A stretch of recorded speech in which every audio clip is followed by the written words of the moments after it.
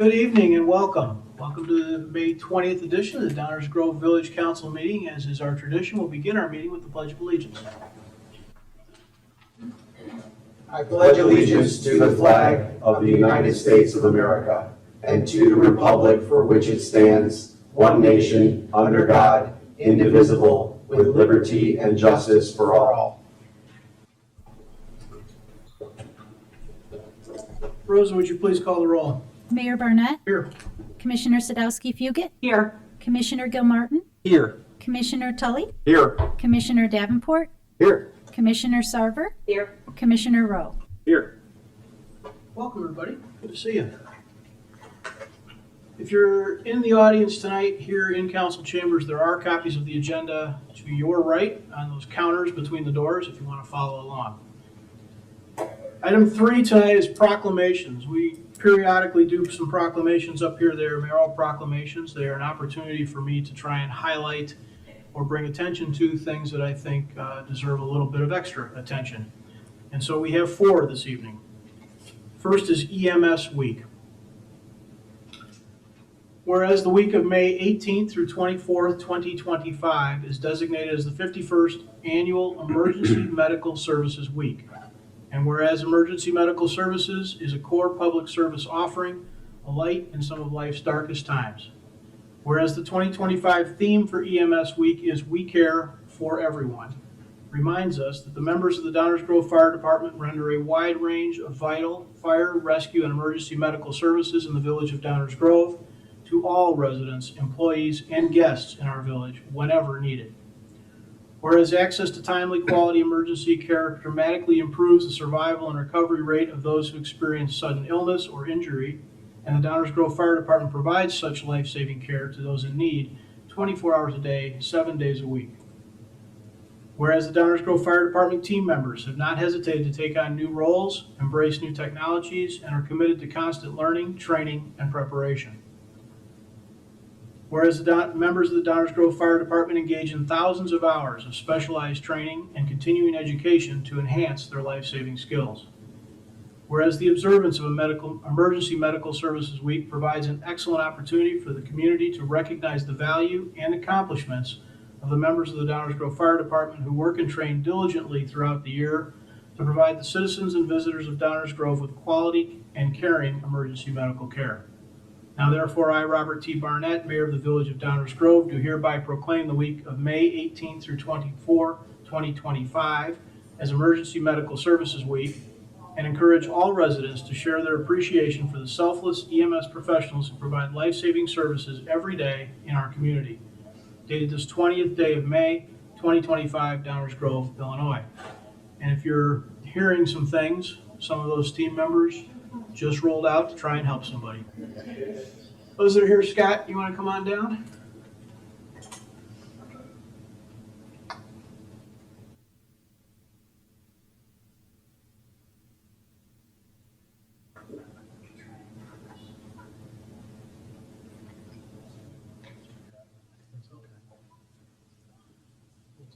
Thank you. Thank you very much. You guys want to come up?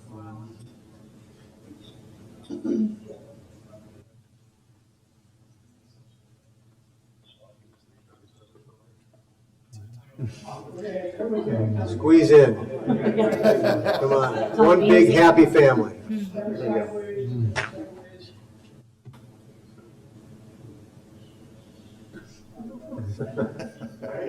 Keep going, Doug.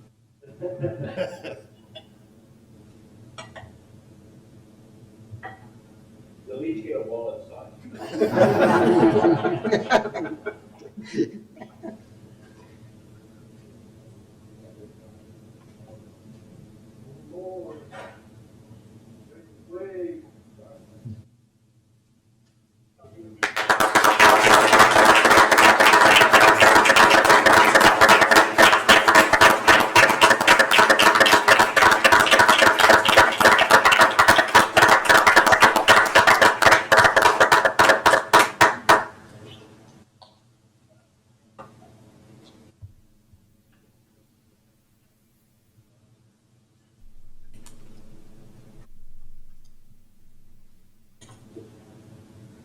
It's not limited to the EMS services, but that group that you saw there and their colleagues, that's only some of them, the numbers are pretty astronomical. They run all day, every day, and they do it on our behalf, and they do it exceptionally well. So thanks again to all of them. Takes a lot to keep a village running. Public Services Week, Public Works Week is what was up next. Whereas the year 2025 marks the 65th annual National Public Works Week sponsored by the American Public Works Association. And whereas public works services include our water supply, public buildings, streets, sidewalks, traffic control signals, urban forest, fleet maintenance, stormwater management, and more, and as provided in our community, are an integral part of our citizens' everyday lives. Whereas public works professionals focus on infrastructure, facilities, and services, is of vital importance to sustainable and resilient communities and to the public health, quality of life, safety, comfort, and well-being of our residents, businesses, and guests of Downers Grove. Whereas these infrastructure facilities and services could not be provided without the hard work and dedicated efforts of public works professionals who are engineers, managers, and technicians. Whereas the support of an understanding and informed citizenry is vital to the efficient operation of public works systems and programs such as water, storm sewers, streets, transportation, and public buildings. Whereas the efficiency of the qualified and dedicated personnel who staff the Downers Grove Public Works Department is materially improved by a positive attitude and understanding of the importance of the work they perform. Whereas the 2025 National Public Works Association theme for Public Works Week, People, Purpose, Presence, highlights the work of public works teams throughout the country that work day in and day out to make our communities safer, more vibrant, and better places to live. Now therefore, I, Robert T. Barnett, Mayor of the Village of Downers Grove, do hereby proclaim the week of May 18th through 2025 as Public Works Week in Downers Grove, and call upon all citizens and civic organizations to acquaint themselves with the issues involved in providing our public works and to recognize the contribution which public works personnel make to our everyday health, safety, comfort, and quality of life.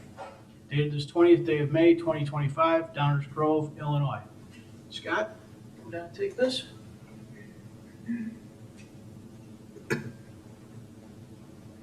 Mr. Vasco is our Public Works Director.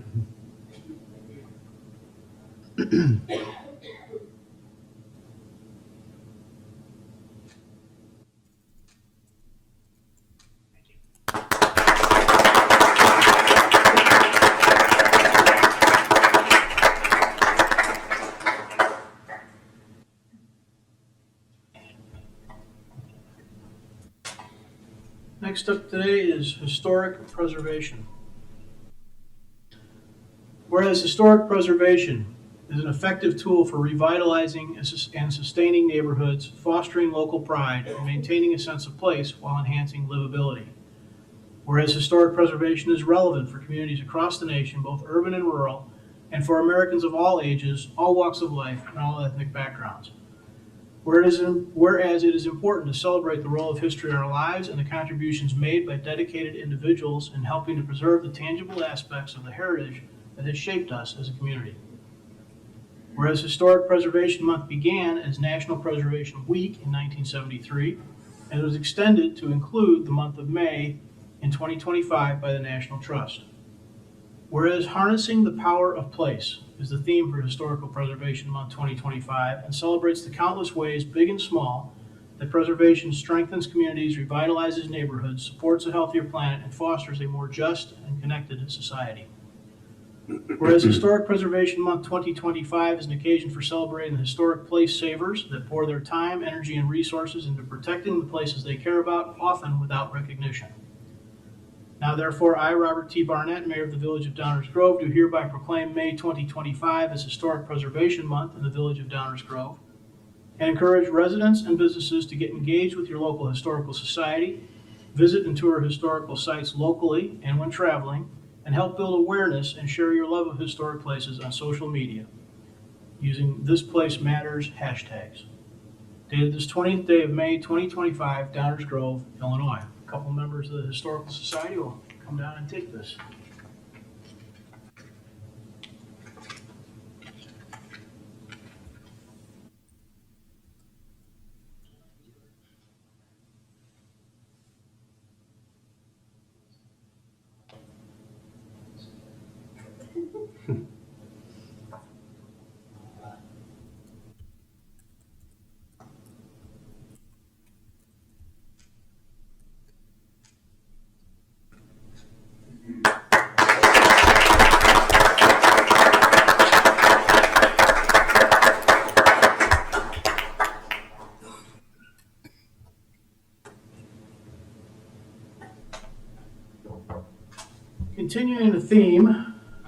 we have a Historian of the Year proclamation. Whereas on April 30th, the 2025 Downers Grove Historical Society's Historian of the Year Award, an award established in 2013 to honor those who have significantly promoted and preserved the history of Downers Grove, was presented to Ken Lerner.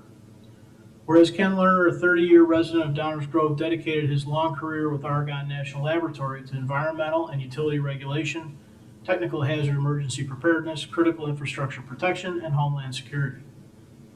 Whereas Mr. Lerner has volunteered his time and talents to preserve the natural beauty and architectural heritage of Downers Grove by serving as a member and as a chairperson of the Pierce Downer Heritage Alliance. Whereas under his leadership, the PDHA became a strong advocate for the village's sustainability practices, promoted policy changes, and helped secure grant funding for environmental projects. Whereas during Mr. Lerner's tenure, the Alliance partnered with the Village of Downers Grove to establish natural areas and public spaces and was recognized with the 2015 Best Community Advocate by the Chicago Region Trees Initiative.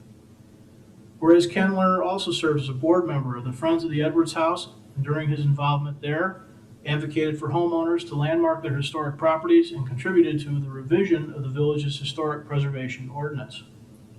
Whereas Mr. Lerner helped to build a partnership between the Pierce Downer Heritage Alliance and Greener Grove, adding additional support to the village's ongoing commitment to environmental sustainability. Whereas Ken Lerner has also served the village through his work on village boards and commissions, including the Historic Preservation and Design Review Board, and continues to serve as a member of the Environmental Concerns Commission. Now therefore, I, Robert T. Barnett, Mayor of the Village of Downers Grove, do hereby proclaim the week of May 18th through 24, 2025, as Ken Lerner Week in the Village of Downers Grove. On behalf of the entire village, I extend my sincere gratitude to Mr. Lerner for his outstanding stewardship of environmental sustainability and his dedication to preserving the rich history of our village. Dated this 20th day of May, 2025. Come on down, Ken.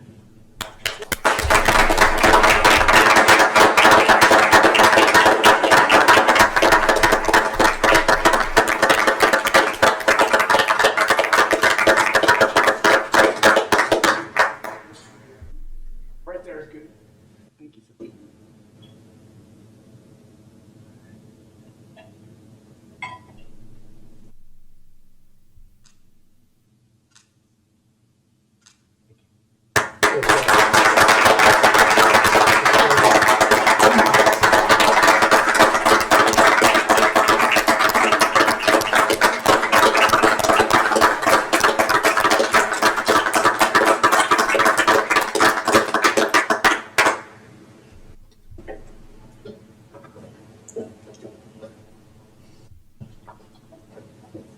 Congratulations all.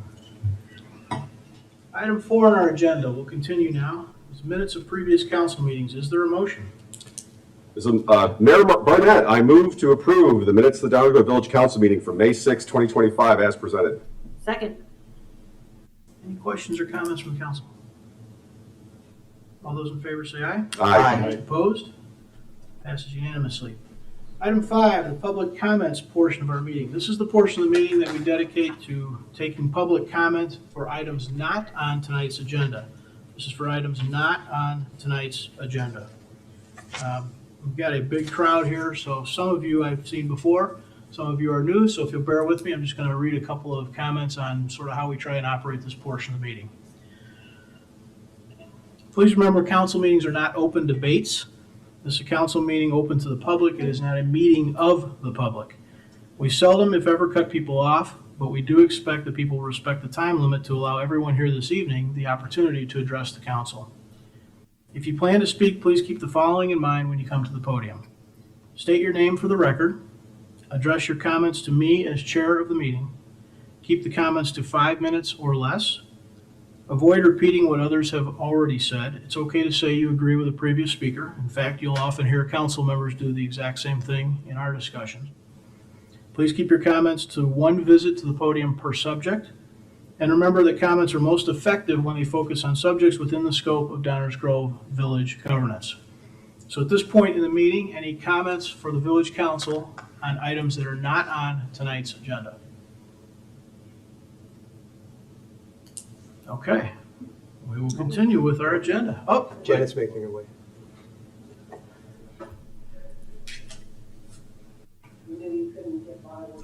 Well, I was wondering. Wouldn't be the same. Had to sit in the back. So outdoor dining is back for the season. Barricades are up to allow the favored restaurant business owners to expand their service areas at the expense of the public, and I include in that definition the elimination of public on-street parking as an expense. And it's essentially pure profit for the restaurants. They pay only a nominal fee. The streets are even more congested and crowded than they were before. The barricades are pushed out into the streets further than they were before. Congestion is dramatically worse on Curtis in front of the former Barchito space. Last year, the barricades stopped at the end of the parking stall stripes, 18 inches or so, at least a foot away from the line painted on the street. This is from last year, from the plan showing last year's setup. This year, the barricades come all the way out to the line. It's hard, and it makes the traffic much more difficult. It's harder to turn from Main Street. Traffic flow on Curtis through the light is stalled. Delivery trucks make it impossible. Who knows what will happen when it snows? You need to leave the barricades up all winter to see what these built-out zones do to snow plowing and traffic. Even your streetscape consultant agreed that the trials are a good idea. Another thing is transparency is the word that gets used a lot, and that's an important element of village governance. However, this process and presentation to the public of the streetscape plan have not been transparent. They have, in fact, been artfully opaque, notwithstanding the numbers of community involvement engagement events that have been touted. The most recent example is the open house held here to show residents the approved downtown streetscape plan. Display boards were put up on easels, but the display boards did not show the entire streetscape plan, only examples of the street concepts. They did not show the number of bump out areas or the cumulative effects of the modifications along Main Street, Burlington, and Curtis. Those drawings were available in the plan and should have been the enlargements on display to show what downtown will be like. But these drawings show how many and where on-street parking spots will be eliminated, and this information that you commissioners specifically wanted not to show. In addition, when residents asked whether residents would be able to sit in the seating area at Curtis under the sunscreen, the staff answered that the programming had not been done yet. That's one example of a deceptive answer. Everyone knows that these expanded sidewalk spaces and bump outs are set up to enhance the outdoor dining, which will enrich the restaurants at taxpayer expense. There is no plan, I have heard, to require the restaurants to even contribute to the development costs. If the general public gets to use these seating areas at all, it will be in November through February. The conversations have suggested those areas will be used for public art of some sort during these months, and no one would want to sit there anyway. I overheard these conversations, and I'm sorry I didn't comment. So ladies who asked, I hope you're listening. You should ask your questions again about whether you'll be able to use those seats, and you should ask until you get a clear answer. In the meantime, I suggest you should not expect that those shaded improvements will be available to you or any other members of the public unless you're a patron of a restaurant. Thank you. Other subjects not on tonight's agenda. Okay, now we will continue. Is there a motion concerning the consent agenda? Mayor Barnett, I move to approve the consent agenda as presented. Second. All those in favor say aye. Aye. Opposed? Passes unanimously. Item 7 is our first reading. This is the portion of the meeting where we take up subjects sometimes for the first time, sometimes for the third, fourth, or 10th time. But these are items on which we do not plan to take formal action this evening. The first item is up. Dave, I'm going to hand this over to you, but it has to do with paving. Thank you, Mayor. Correct. There are 4 items on tonight's first reading agenda. The first is consider a motion, which is actually an award of contract for some improvements along Jefferson Avenue and Thornwood. Here to present the background information on this contract is our Director of Engineering, Scott Vasco. Good evening, Mayor and Council. Tonight I'll be presenting on the Jefferson reconstruction, Dunham and Thornwood intersection improvements. So the project includes the reconstruction of Jefferson between Plymouth and Dunham and the reconfiguration of the intersection at Dunham and Thornwood.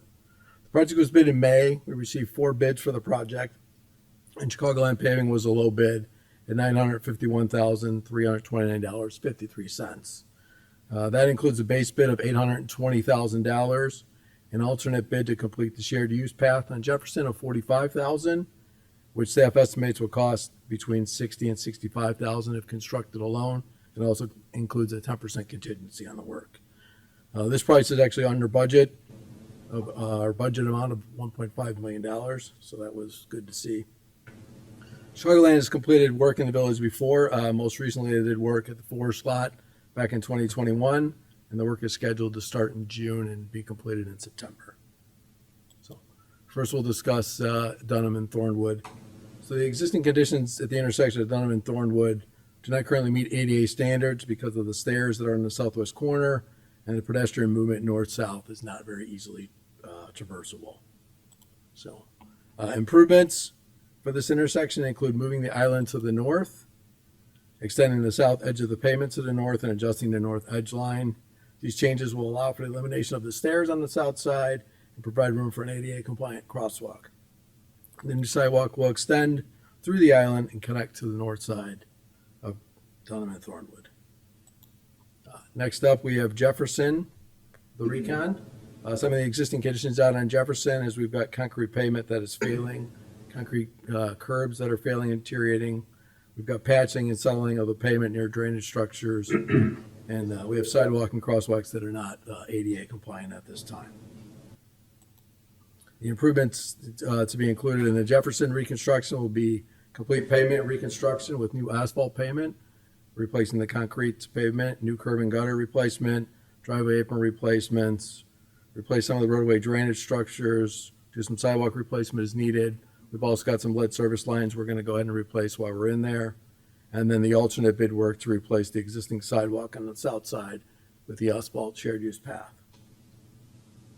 If you remember, the Jefferson shared use path location in the approved active transportation plan that was adopted by you guys is shown here.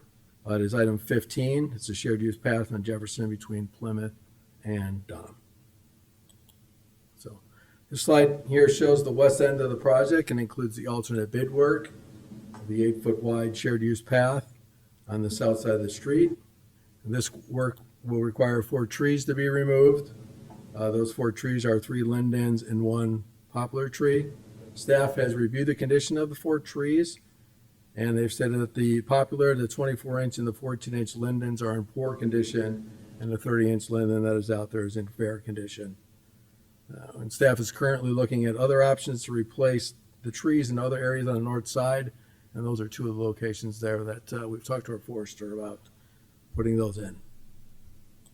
This next slide shows the area of the project to the east and includes the shared use path on the east side. This slide also currently shows the 5-foot wide easement that the village is currently working with District 58 on acquiring, so we can move the sidewalk or move the path to the south and preserve some of the parkway trees in front of the school.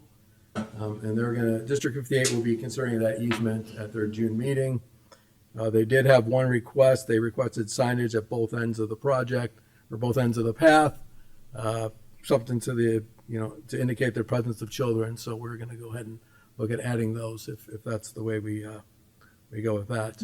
And then we've also got 2 other possible tree locations that we could add new trees to replace some of those ones that we are removing. So based on the bids, and the village has 3 options to approve this contract. Option A is to approve the base bid and alternate bid, which includes all the reconstruction work on Jefferson, as well as the work at Dunham and Thornwood, and install the shared use path on the south side of Jefferson. Second option would be to approve the base bid, which includes the reconstruction of Jefferson, Dunham, and Thornwood work, and construct the shared use path from Springside to the intersection of Dunham and 59th at a future date.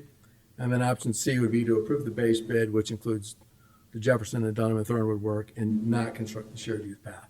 Staff is recommending option A with this proposal, and with that, I'll open up to any questions you might have. Thank you, Scott. Any audience comments on this agenda item? Please come on up to the podium, give us your name, and tell us what you're thinking.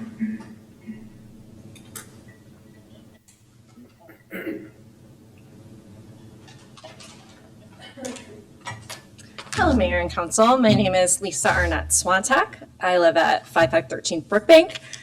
I have a student at Hillcrest Elementary School on Jefferson Avenue, and I'm a board member for our PTA. As a Hillcrest parent, I have safety concerns about a shared use path running through our schoolyard and our pickup and drop-off area. Our current school rule is to walk your bike or scooter when on school property, no riding. That includes the sidewalks in our schoolyard. We have that rule in place to prevent collisions, but I have to share with you that it is very challenging to enforce it as it is. Our school staff and our parents are constantly reminding students to walk their bikes, and plenty of kids forget and they ride their bikes anyway. As we all know, elementary age children are not known for their impulse control. But in all seriousness, 2 weeks ago, I witnessed a collision between a first grader on foot and another student riding his bike when he should have been walking it. There were tears, there were injuries. It's no fun for anyone. I want to remind everyone that the age range of kids in the Hillcrest schoolyard isn't just kindergarten through 6th grade. But our families have younger siblings, they're in tow for pickup and drop off. We have babies in carriers. We have toddlers holding our hands, walking alongside us. I don't think any amount of signage or restrictions could make us feel like this is a safe proposition in our schoolyard. This new path will look like a bike path. It will feel like a bike path, and it will make it even harder for us to enforce the no bike riding rule on school grounds.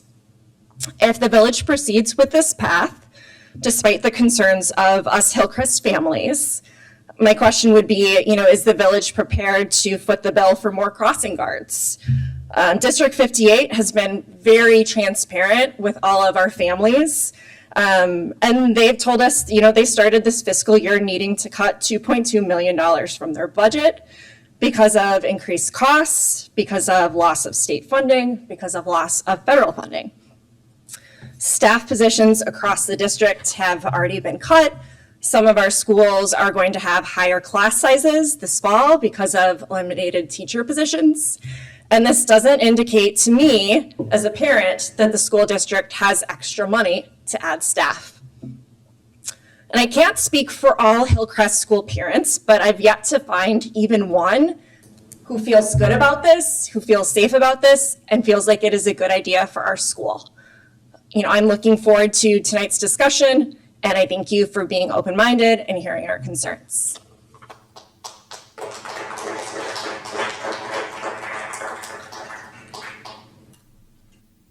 Others on this agenda item? Come on down to the podium. Oh, go ahead. You know the door for Paying it forward.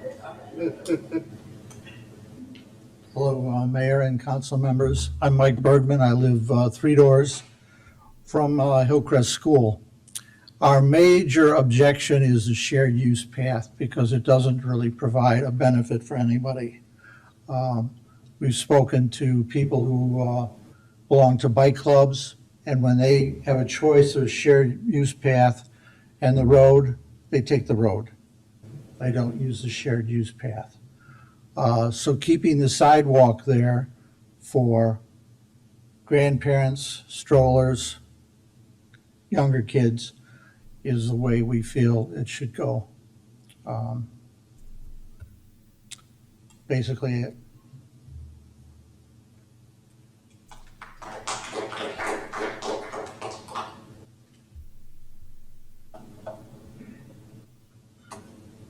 Good evening. My name is Dale Irvin. I live at 5712 Dunham Road. I've lived there for 49 years.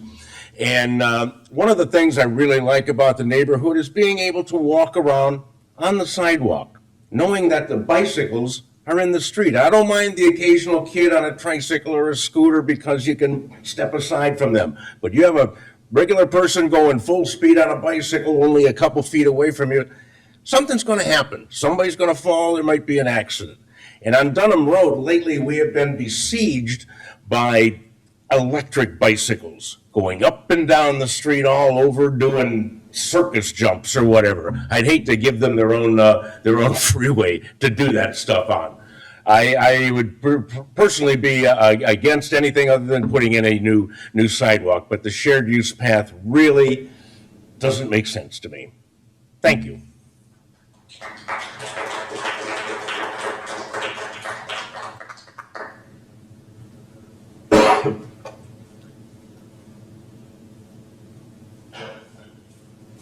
Hi, good evening. My name is Katie Kelleher. I live on Hillcrest and I have 2 kids at Hillcrest Elementary. I have more of 2 questions, basically, more than comment. From my understanding of option A, it looked like the shared use path was only going to be from Plymouth to Dunham, but the existing path ends at Springside, so that leaves a block where there'd be no path, so it'd be like a gap in the path. And I'm just kind of confused on why we wouldn't extend it the entire way if we're going to do it at all, so that it's connected the entire way to Dunham. And then the second part is, I'm curious if there's an intention to extend it ever beyond Dunham, because if it's only going to be, from Plymouth to Dunham, that's really not that much of a extension, especially with the risks involved with it being in front of the school. But if it's part of like a greater plan to extend it even beyond that, I would be more in favor of having it there in front of the school. So I guess that's something I was looking for clarification on tonight, if it's going to be fully extended from Springside and if there'd be anything beyond Dunham. Thanks.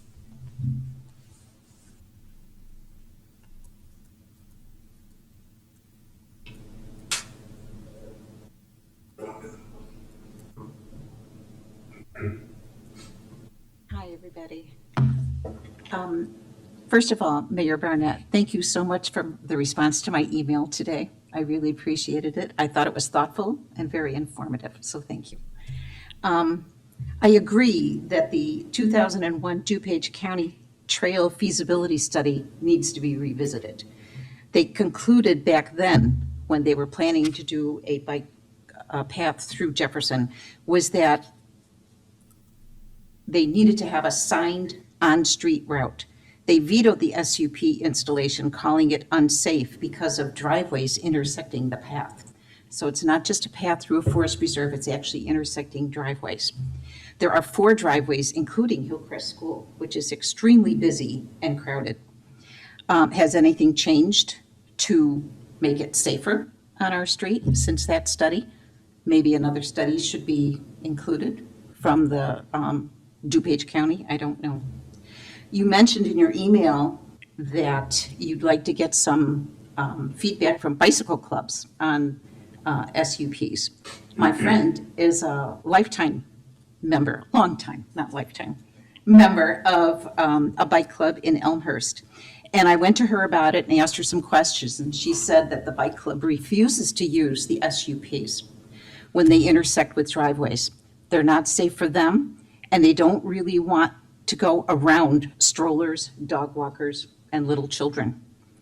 They always use the streets when faced with a choice of an SUP or the street.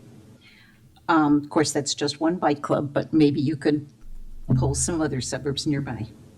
Also, there is the matter of liability if an accident happens because of the driveway.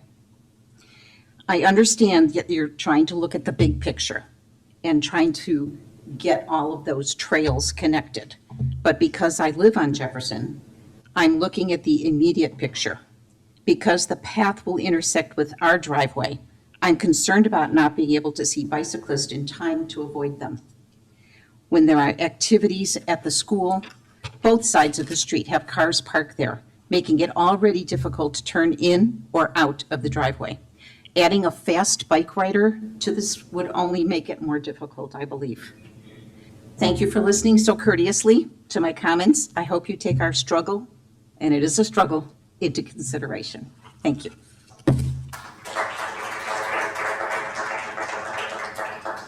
Good evening. My name is Steve Karlstrom. I live at 1521 Jefferson. And I basically have three questions. Has the village done any studies on how many bikes actually go down Jefferson? Because I've lived there about 30 years, and I only see bikes ridden by kids in the morning before school and after school. I don't see mass amounts of bike riders going down my street. Have they done a study? We'll answer a bunch of questions later. Just- Okay, just let okay. let us know what's on your mind. All right. The second question I have is I've noticed this green bike path on Main Street. My question is, why can't that be done on Jefferson? And my third question is, are there any other neighborhoods in Downers Grove that have asphalt sidewalks? Thank you.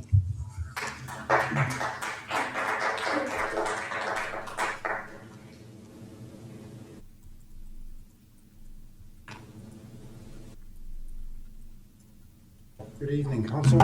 My name is Michael Malinowski. I live at 5720 Middow. My mother, though, lives right next to Hillcrest, 1517 Jefferson, right next to Mr. Steve's property. Neither one of us support the idea of the bike path with what everybody else said very eloquently, so I won't repeat it. The only other thing I would like to add is for 1521 Jefferson, Steve's property, there's flooding where the street, when it overflows, it goes right down his driveway and it floods my mother's yard, his yard, and I believe the one next to it. We brought this up at the engineering discussion on this. Not sure I have the right term. And they said, well, they're kind of considering that, or there's a lot of technical issues with that, but I just like to keep that hopefully as part of the plan. Thank you.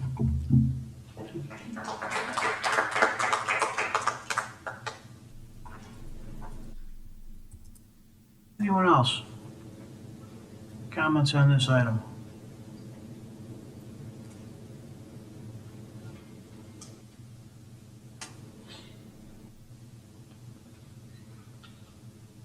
Good evening, everyone.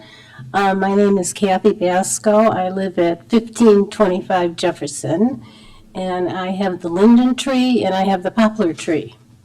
So I'm very concerned about just coming in and getting rid of the linden tree is probably 40 to 50 years old, quite honestly. I don't know. I'm assuming that you had an arborist come out to look at the trees. And I believe you had said that one wasn't in great shape. No one has ever talked to us about it. And I think it's a pretty big deal, to have these beautiful trees and just get rid of them. I mean, how will we know this is going to happen, when it's going to happen?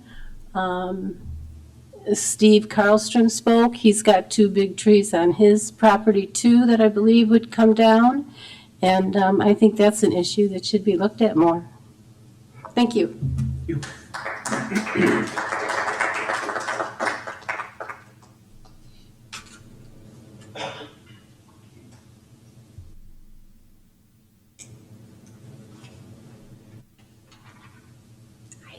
I'm Christy Fetzer. I live at 5605 Hillcrest. And I have a first grader at Hillcrest, and I have a 4-year-old who's going to be going to Hillcrest soon. And I agree with what pretty much everyone has said who's opposed it, especially with the drop-off and pickup. I have a 4-year-old who is in tow with me with both times with picking up and dropping off, and he just trips running down the road all the time, and it's hard to get him directed. So I can speak to that with having families involved too that are doing the drop-off and pickup as well as being a neighborhood person who's walking around with children and dogs and opposing having the high-speed driving back and forth too. But yeah, I just wanted to say I don't agree with it, and I especially don't agree with the trees going down too in the neighborhood. Thank you.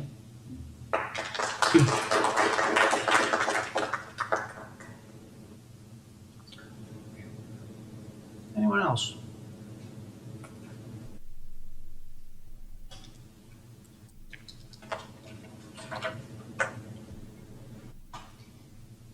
I didn't come to the meeting to talk on this subject, but given all these comments, which are very encouraging, that the community came out, my only question is, who wants this?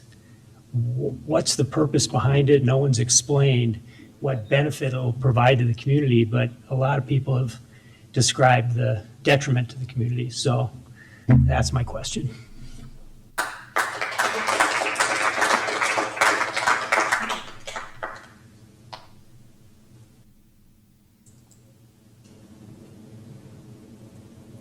Okay, anyone else? All right, council comments, questions, discussions. Kick it off. Sure, I'll go first, Mayor. We're all looking at you, Chris. Yeah. So I just want to express my agreement with the village staff and my support of the alternate bid that does include the construction of the shared use path along Jefferson. This option is not only consistent with our long-term planning goals as a community, but it represents a smart and efficient investment in our infrastructure. The project includes much more than a shared use path, such as street resurfacing, ADA compliance, and critical underground utility work. But since the shared use path has drawn the most public attention, I will primarily focus my thoughts and comments on that component and the reasons why I support it. First, the safety concerns which have been brought up. I've heard from a lot of residents who are concerned about the safety of the shared use path, and I want to just acknowledge those concerns directly. Some of those concerns reference the 2001 DuPage Trail study, which includes a paragraph about this stretch of Jefferson, referred to as Section D2 for those keeping score. The study recommends a signed on-street route for this portion of the trail system. But it is very important to clarify that while Jefferson Avenue segment is discussed, the study does not cite specific safety concerns about this segment. It rather just identifies safety concerns for other sections of the trail system. These concerns do not apply to the Jefferson corridor. And in contrast, more recent data and studies, so remember that was back in 2001, reinforces the safety of shared use paths. They found that shared use paths are safer, certainly more than on-street bike lanes, primarily because the obvious separation of cyclists and pedestrians from motor vehicles, and which are the source of the most severe crashes. And on the shared use path, while occasionally low-speed conflicts can occur between users, the data shows that they are significantly less dangerous than crashes involving cars. I think it's also worth emphasizing that this design was not proposed lightly. Village staff and our external consultants who we have worked with for almost 2 years, maybe over 2 years on our active transportation plan, are making these recommendations. They've done the evaluation, and I believe that if there had been genuine safety concerns about this segment, I do not believe our staff would have advanced this as an alternative. Another reason why I support this is that it aligns with our active transportation plan. The Jefferson Avenue shared use path directly implements key recommendations from our adoptive active transportation plan, which prioritizes infrastructure that supports walking, biking, and non-motorized travel as safe, viable options for our daily lives here in Downers Grove. Additionally, and we talked a lot about this as we talked about how we're going to implement these plans, this project is going to maximize cost efficiency. The alternate leverages construction efficiencies by combining the resurfacing, the lead service line replacement, and path construction into a single coordinated project, reducing future disruption and minimalizing overall costs. The environment impact is also being reasonably managed. While no one likes to see a tree go, the project requires the removal of 4. The village arborist has not raised a concern, and the tree loss we are attempting to mitigate through additional plantings elsewhere. I believe this reflects the balanced approach to sustainability and infrastructure. And finally, maybe to address who's asking for this, I think this community has spoken in the feedback that we have received over the course of creating the active transportation plan, and by proxy, our comprehensive plan, that we are interested in a more walkable and a more traversable community, whether it's walking, jogging, biking, or using mobility devices, some necessary. And to do that in a way that feels welcoming and low stress. That supports our goal around public health, neighborhood connectivity, and environmental stewardship. And one final note I wanted to add on the design. It was mentioned about the signs for kids. I think that's extremely important. I think further, we need to understand how the striping will be implemented. A few of the studies that I've looked at talked about how the striping and the markings and the signage are critical to safe usage. And one option would be sort of temporary markings to see how the paths are used. So just a thought as we implement that. And I just also want to make a side note here for my fellow commissioners, since this is the first effort since adopting the active transportation plan. I'm compelled to share that in the plan, the original cost that was estimated for this was between $250,000 and $300,000 for just a standalone implementation. We now know that standalone implementation would be $65,000. By doing it this way, we're actually saving more than that. And while the current plan no longer has dollar amounts in it, I think it's important that we keep looking at that plan and what those references to the cost reflect, because that was in my opinion, a fairly large overstatement in what this might cost. So for all those reasons, I support the inclusion of the shared use path and encourage my colleagues to do the same. Thank you, Mayor. Particular questions? No. All right. Leslie, go ahead. I have a combo of comments and a couple questions that will be interspersed. Yeah, then. So I too support option A. And again, to echo, this was part of a larger active transportation plan that we have been doing over the last couple of years. We heard a ton of feedback that, as Commissioner Gilmartin said, that people wanted to be able to have east-west and north-south paths to be able to more easily get through the village on non-motorized vehicles.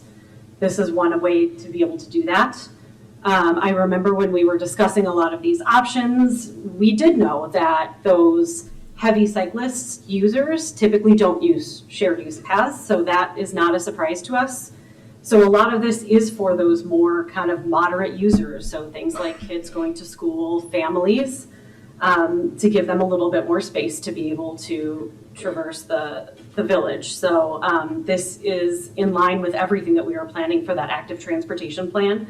And so from my perspective, from the individual who asked if we do plan on extending this, yes, the plan is absolutely to extend this beyond just this portion. But the reason why we're only doing this portion is because, again, we're bundling it with the remainder of the Jefferson improvements. So that is why we're only doing this section. One clarification that I wanted to make sure of, because it came up, we enter into the contract for crossing guards, correct? That's correct. Okay. So that is something to keep in mind, is that the village is the one entering into contracts with the crossing guards for the schools and not the school district. So I just wanted to make sure. I went up and looked at one of our old meeting agendas because I recalled that being something that we had done. So rest assured, the village will be keeping an eye on that. So if we enter into this, we will make sure that we have sufficient crossing guards. And I agree with Commissioner Gilmartin, we need to make sure that we have appropriate signage, striping, and that we're consistently having conversations with District 58 to make sure that students are safe. With regard to the trees, I I will say that little leaf lindens, which were two of the 4 trees, are not native to North America. They're actually European. So I am not as worried about losing 2 non-native trees. Poplars are also very short-lived trees, and so those, I know that that was one of the ones that was not in as good of condition. So when we're talking about cost versus benefit, to be able to have the benefit of people being able to, again, traverse the village on non-motorized vehicles, I can accept removing 4 trees knowing that some of them are non-native and are not in the greatest condition. It helps ease that pain a little bit, and it does help. One other question I did have is if we are planting new trees. I know that we had some locations that were on parkways. Would we be choosing those options, or would that be, I know a lot of times we let residents choose when we put them in parkways, and are we getting a little bit tighter on if we're mostly giving options for native trees or not?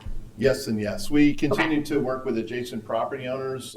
We have conversations with them about desired tree species. And yes, with our environmental sustainability plan, we're focusing more on native tree species for parkways. Great. That's very helpful. Thank you. And then with regard to the DuPage County feasibility study, echoing Commissioner Gilmartin, there was not anything about concerns with driveways there. And actually, I didn't find any looking through the feasibility study anywhere else as well. The safety concerns that I did see with regard to shared use paths were mostly due to overhead utility issues and having to move some of those, and also concerns with being placed near major intersections. So some of those that were around 63rd Street, of which this would not be a similar concern. I know early on I had a few back and forths and some conversations with some folks in the area. I'm actually not originally from Illinois. I am from the Cleveland area. If anybody is familiar with that, the Cuyahoga County, which is where Cleveland is, has what is called the Emerald Necklace. So it's essentially, imagine that if all of the DuPage County Forest Preserves were all connected by a large shared use path in a big circle. And I lived... We grew up in Cleveland. I had one. Hold on, guys. Hold on. I had one that went by my elementary school, Big Creek Elementary. Hang on one second. Hey, guys, decorum, how we do these meetings. I mentioned earlier, they're not debates. They're also not shout-outs, okay? We gave everybody a chance to speak. Everybody's going to get another chance to speak at least next week, or whenever we bring this up again. I guess it's going to be a few weeks. We got done with that portion. The council's now going to do their thing and talk and discuss. You're going to hear our various opinions. It is not helpful, it is not useful, it is not neighborly or friendly to just shout from the audience. Please just don't do it. You can follow up with all of us afterwards if you'd like, but we actually are trying to conduct a business meeting here, and we're trying to get information. There are going to be questions, I suspect, from council members where there's technical information still being sought. You may want to know what that is. Just please recognize that at this point, if you got comments, you need to save them for the next opportunity for public comments, which is going to be the next time we meet. It's not going to be on this subject anymore this evening. If you want to catch any one of us one-on-one, welcome to do that. I know I've gotten emails and communicated with folks that way. It's also pretty easy to call any one of us. But please, let's not do any more of that, okay? So I went to an elementary school called Big Creek Elementary, which still exists. It is right off of what is called the Big Creek Parkway. And along the Big Creek Parkway, there is a shared use path. And it does go through some residential neighborhoods. And near my area, it crosses both. It mostly goes along the creek, hence Big Creek Parkway. But in some areas, it crosses a little bit back and forth and does go past a couple driveways. So I am familiar with some of those areas in which shared use paths do cross a couple driveways. And so it is not unheard of in other parts of the country. So you are more than welcome to Google Big Creek Elementary and do kind of a Google shot and look over. And there is a shared use path on Big Creek Parkway in that area. And that is all I have. Thank you, Mayor. Thank you. Others? Martin? Sure. Thank you, Mayor. And I appreciate the detailed comments from my colleagues. I'll try not to repeat them, but maybe put it in a slightly different context. It is true. So when everyone's asking why are we doing this, we, not that long ago, approved, after a great deal of work and community input, an active transportation plan has been mentioned by Commissioner Gilmartin and Commissioner Sadowski-Fugit. And it's a 40,000-foot high plan that this council and future councils are going to work to implement, much like many years ago. There was a sidewalk matrix, which was a plan that took decades to implement, and conceptually everybody's in favor of it. So what you have is the classic situation of you have a plan, which, to repeat what was said, contemplates connectivity throughout this entire space. So it's not just going to be this segment in the middle of nowhere that's just there for no reason, but this is an opportunity to do it now because other road work is going on. So we like to do something called bundling, that was mentioned by Commissioner Gilmartin, whenever possible, because it does two things. One, it reduces cost. Number two, it reduces impact to the neighborhood. So in other words, rather than tearing up the street and doing a bunch of work there, and then a year later coming back and talking about paths, we try to do it all at the same time because it's more efficient, it's more effective, and it's less disruptive to the neighborhood. I realize that folks are thinking this is going to be disruptive to your neighborhood no matter what, but we do try to minimize that. So that's why this piece of it is happening now. And as Commissioner Sadowski-Fugit said, we would actually do the entire piece, but as I understand it, there's a portion of it that is adjacent to a wetland area, and it's going to take a little bit more permitting and time. And the reality is we want to get this construction done during the summer when the kids are not in school. So that's the time pressure of this, is to get it done or not during this period of time, because if you can avoid it, you don't want the construction going on while school is in session. So that's why all this is happening now. For some, it may seem like we're doing a piece out of order, but that's by design because it's more effective, more efficient, and actually less impactful in the neighborhood. All that said, anytime we have a big plan that is driven by the community, we also have to look at the neighborhood. And this to me is a classic situation of big circle being the community. This is in favor and something the community is in favor of, as reflected in the last couple of years of work on the active transportation plan.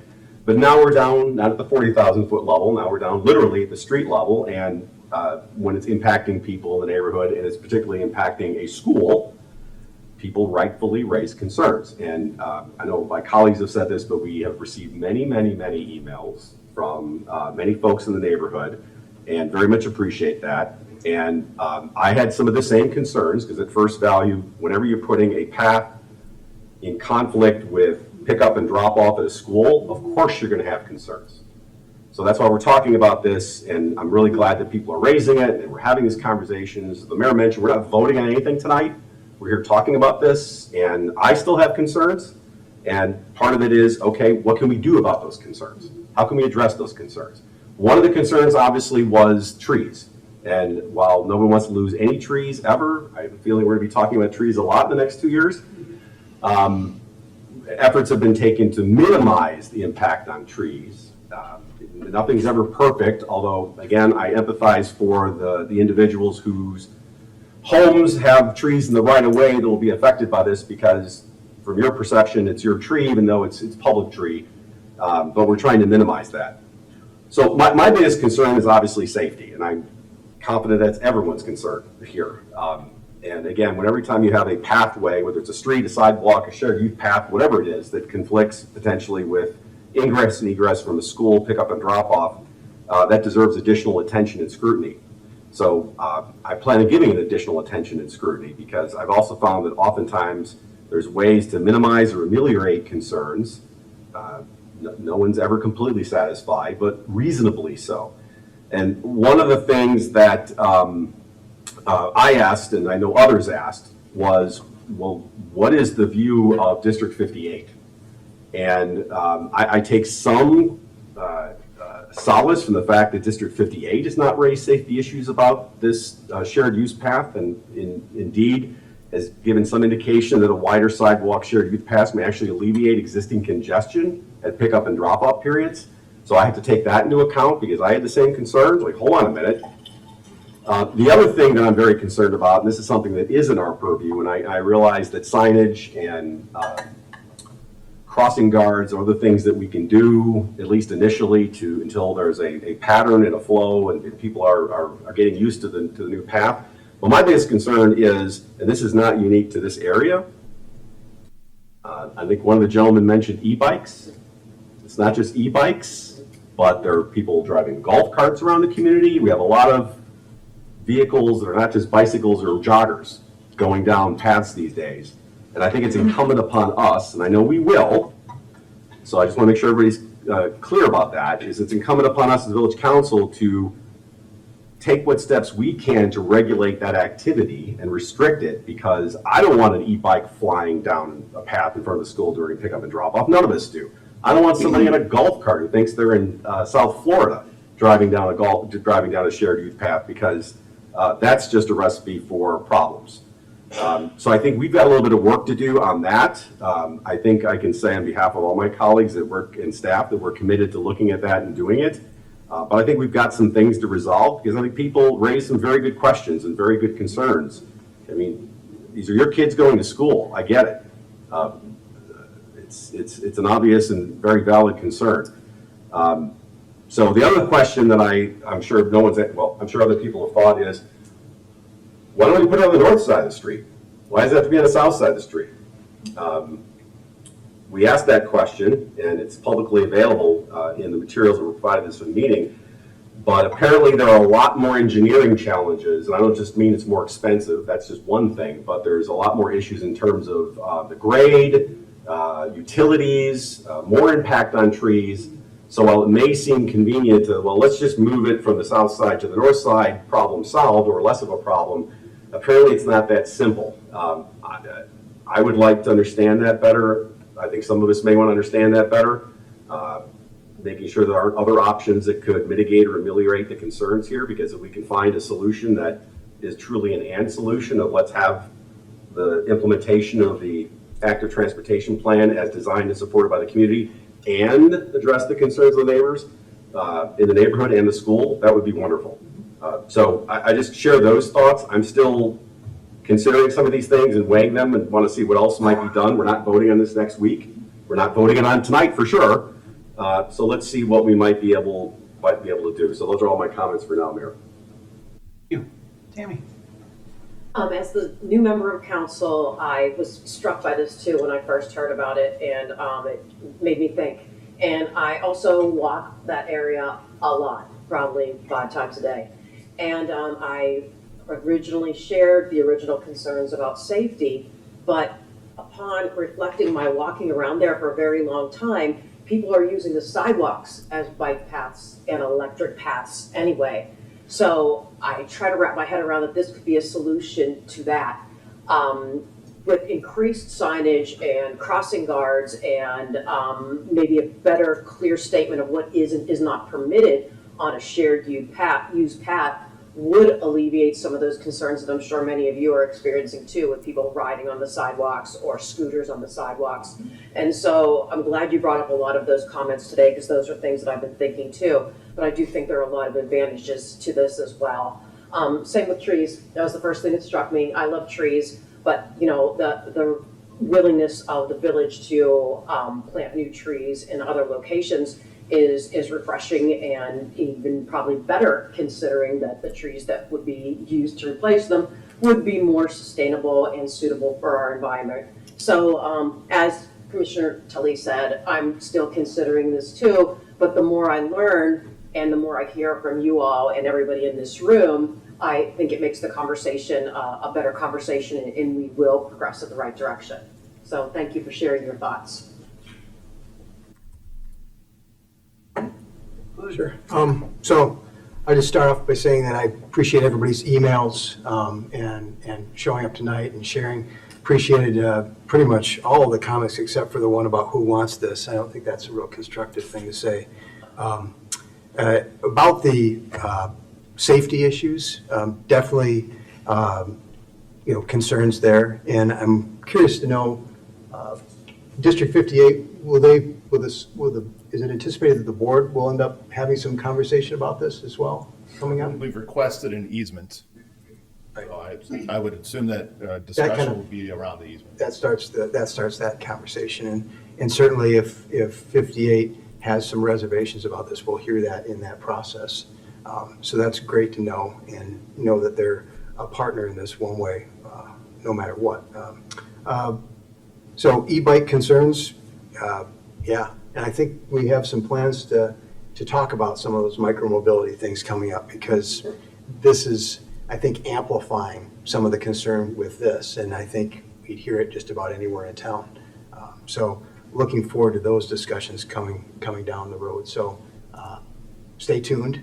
The DuPage Trail Plan, I suspect that if we had had a active transportation plan in place back in 2001 that showed a preference for a shared use path here, the county's plans might have been a little bit different. And in fact, in their planning, they talk quite a bit about partnering with municipalities along the trail, and how to work with municipalities to make that desirable for the neighborhood. A couple questions. We're talking about asphalt here. Is there any reason why maybe a portion of it couldn't be concrete? Is that something that could be considered? Yeah, we when we did our original ATP, everything we had was going to be asphalt. Some of the studies that our consultant did, runners prefer the asphalt over the concrete. I definitely do. But that was one of the big things. Cost is always cheaper to do asphalt than concrete. Sure. So those are two of the reasons. I know there's some aesthetic concern here as well, and then also a change either in terms of striping or painting or in material use, in particularly close to the school entry, could help to signal, some need to pay a little bit more attention to what's going on. So I'm listening for things like that as well. And I'm going to continue to listen to all the feedback before making any decision on this. I'm not going to repeat some of the things that have already been said, which mostly I agree with. Do have a question relative to the Thornwood-Dunham intersection. For people traveling north on Dunham and then going to make a left here on to go west on Thornwood, it's always a little tricky. I'm wondering if we shouldn't be doing something at the north end of that triangle to round it off a bit more, because I don't think we're trying to encourage people to go on the south end of this, right? So That's actually a graphic. It is going to be rounded in the plan set. Okay. It is rounded. Excellent. We do have room on both sides for two-way traffic. Okay. So we can do two-way if we like. Okay. Yeah, I know, talking to residents in the neighborhood, a lot of them kind of just get through the intersection and. Sure. Yeah, I always but feel a it little will be awkward. rounded. It won't be completely. I go there to visit Yep. folks on occasion, and I always feel like maybe I shouldn't be on that south end there. What happens if another car is coming up? And so I feel like I'm not sure what to do, and I suspect other motorists have a similar feeling. Yeah, it will be wider on that south leg when we put the new Okay. one in, so it will allow for two-way traffic. All right. And the crosswalk improvement here is really terrific, I think. It gives people a refuge island as they're crossing, and I think motorists have a better expectation for what a pedestrian might be doing as well. So this is a great safety improvement, and just so more emphasis, I can't put enough emphasis on that. Primarily, we've had a lot of conversations, maybe some of you haven't been able to participate the last couple of years, but a pedestrian first sort of mentality. And that was really the guiding principle behind most, if not all, of what we're looking at in our ATP. And so that's the lens which I look through things right now in the decision making that I'm doing. So also want to point out, this isn't a question, just an observation. Staff does such a terrific job of putting all kinds of wonderful things in these proposals about cleaning up, about notifying, communicating. It's a big project. I'm living through it right now in my neighborhood on the south side of Downers over by McCollum Park. And I mean, it's a mess, but it's a clean mess. And I have expectation about what's happening when, and so we're doing a great job with that. And just want to share that if anybody has any concerns about all of that work while it's going on, staff is very responsive. So that's all. Thank you, Mayor. Thanks, Mike. Mhm. Rob, you have anything? I'd like to know more specifically about the execution also. What Chris and Martin said about the striping, the signage. It would be helpful to know what the end game is with this part of the path. And to reiterate, very shortly, I think it's important that we also recognize, I want to make sure we're direct, that this is part of the active transportation plan. We've said that already, but this is just the stepping stone. This is not 2 blocks and we're done. There are more shared use plans we're planning on connecting. So there is more to this. This is just the opportunity to bundle and try to save all of us some money in the process. So I think that's an important thing that we got to recognize while we're doing this project. So thanks. Thank you. Anyone else? We got a couple of questions, guys. First one is, you don't have to answer these tonight, but I'd like more than we've got right now on these. Execution, we're talking about execution and signage. We have a lot of places in town that the pickup and drop off is, it's 20 hours a week, right? And we have a lot of places in town where we have closed streets, portions of streets, made them one-way temporarily in periods. Is there an opportunity to have some sort of that effect in place here? I don't know if it's as simple as a cone or if it's a little gate or something, but paths are closed off all the time for various reasons in various places, and we're going to have faculty out there managing to close up drop-offs and crossing guards that are doing their thing. And it's not uncommon across the community to have a variety of unique treatments to the transportation facilities around a school at that time. So I'd like to know if there's something along those lines that could be done. And then this driveway approach issue, that's a reasonable concern for the homeowners as much as it is for the people that are using the path. So I don't know what that looks like, but it seems to me, I was driving in another country last week, and every place they had a crosswalk, they had striping that got started in the center of the lane as a short stripe, and by the time you got to the crosswalk, it was the whole stripe. It's kind of a funnel sort of shape thing. I suspect there's some things that could be done. I'd like to know what and why we would or wouldn't want to do them. Trying to help people interact is really the point of the active transportation plan, so let's not create a situation as well. And follow up on what Mike said, the materials thing, there is an aesthetic element. I understand the runner aspect and certainly the cost aspect, but we are going to affect what the neighborhood looks and feels like. And as everybody has said, this is perhaps one of many. So I'd just like to understand that more, a little write-up from the team. What is the cost difference, and what are the pluses and minuses of asphalt versus concrete? We're effectively creating a wider sidewalk, and I'm going to pick up there and just add some comments. We heard from the public, and I think we've heard from others, that we're not expecting bike club type riders to use this path. That's exactly right. We're really not. Whoever it was that mentioned they reached out to a person in the bike club who said that's not what they do. Yeah, I don't expect the guys, riding the $4,000 bikes at 40 to be rolling on this path. What this really is, and part of the active transportation plan purpose is to try and create an environment where people are more comfortable using them. When we say people, we're talking about you and me and your stroller and the kid you're dragging along for pickup. The people that are riding their scooter with their 5-year-old and a stroller and can't go both ways. Wheelchair. That's what a real sidewalk right now is. Mike said wheelchairs. It's not creating a bike highway. It's a shared use path, not a bike path. And there's a very intentional difference there. Will bikers use it? I suspect. Probably some will, but they'll probably not be 40-year-olds. They'll probably be 8-year-olds. There'll probably be 5 of them going to the cool playground. I think there's probably ways to really address some of the pick up and drop off specific concerns and some of the driveway concerns, while still recognizing that the purpose of the plan is to create a bigger space for more people to interact. That's really what all of these, it's a huge portion of the active transportation plan and the purpose. Why, who wants it? The people who want to use their sidewalks and get around from neighborhood to neighborhood, that's who wants it. We heard that over and over and over the course of last year with hundreds, maybe thousands of people placing that kind of an input. It is a thing that is everywhere we put something, whether it's even the paint on, somebody mentioned the Main Street paint.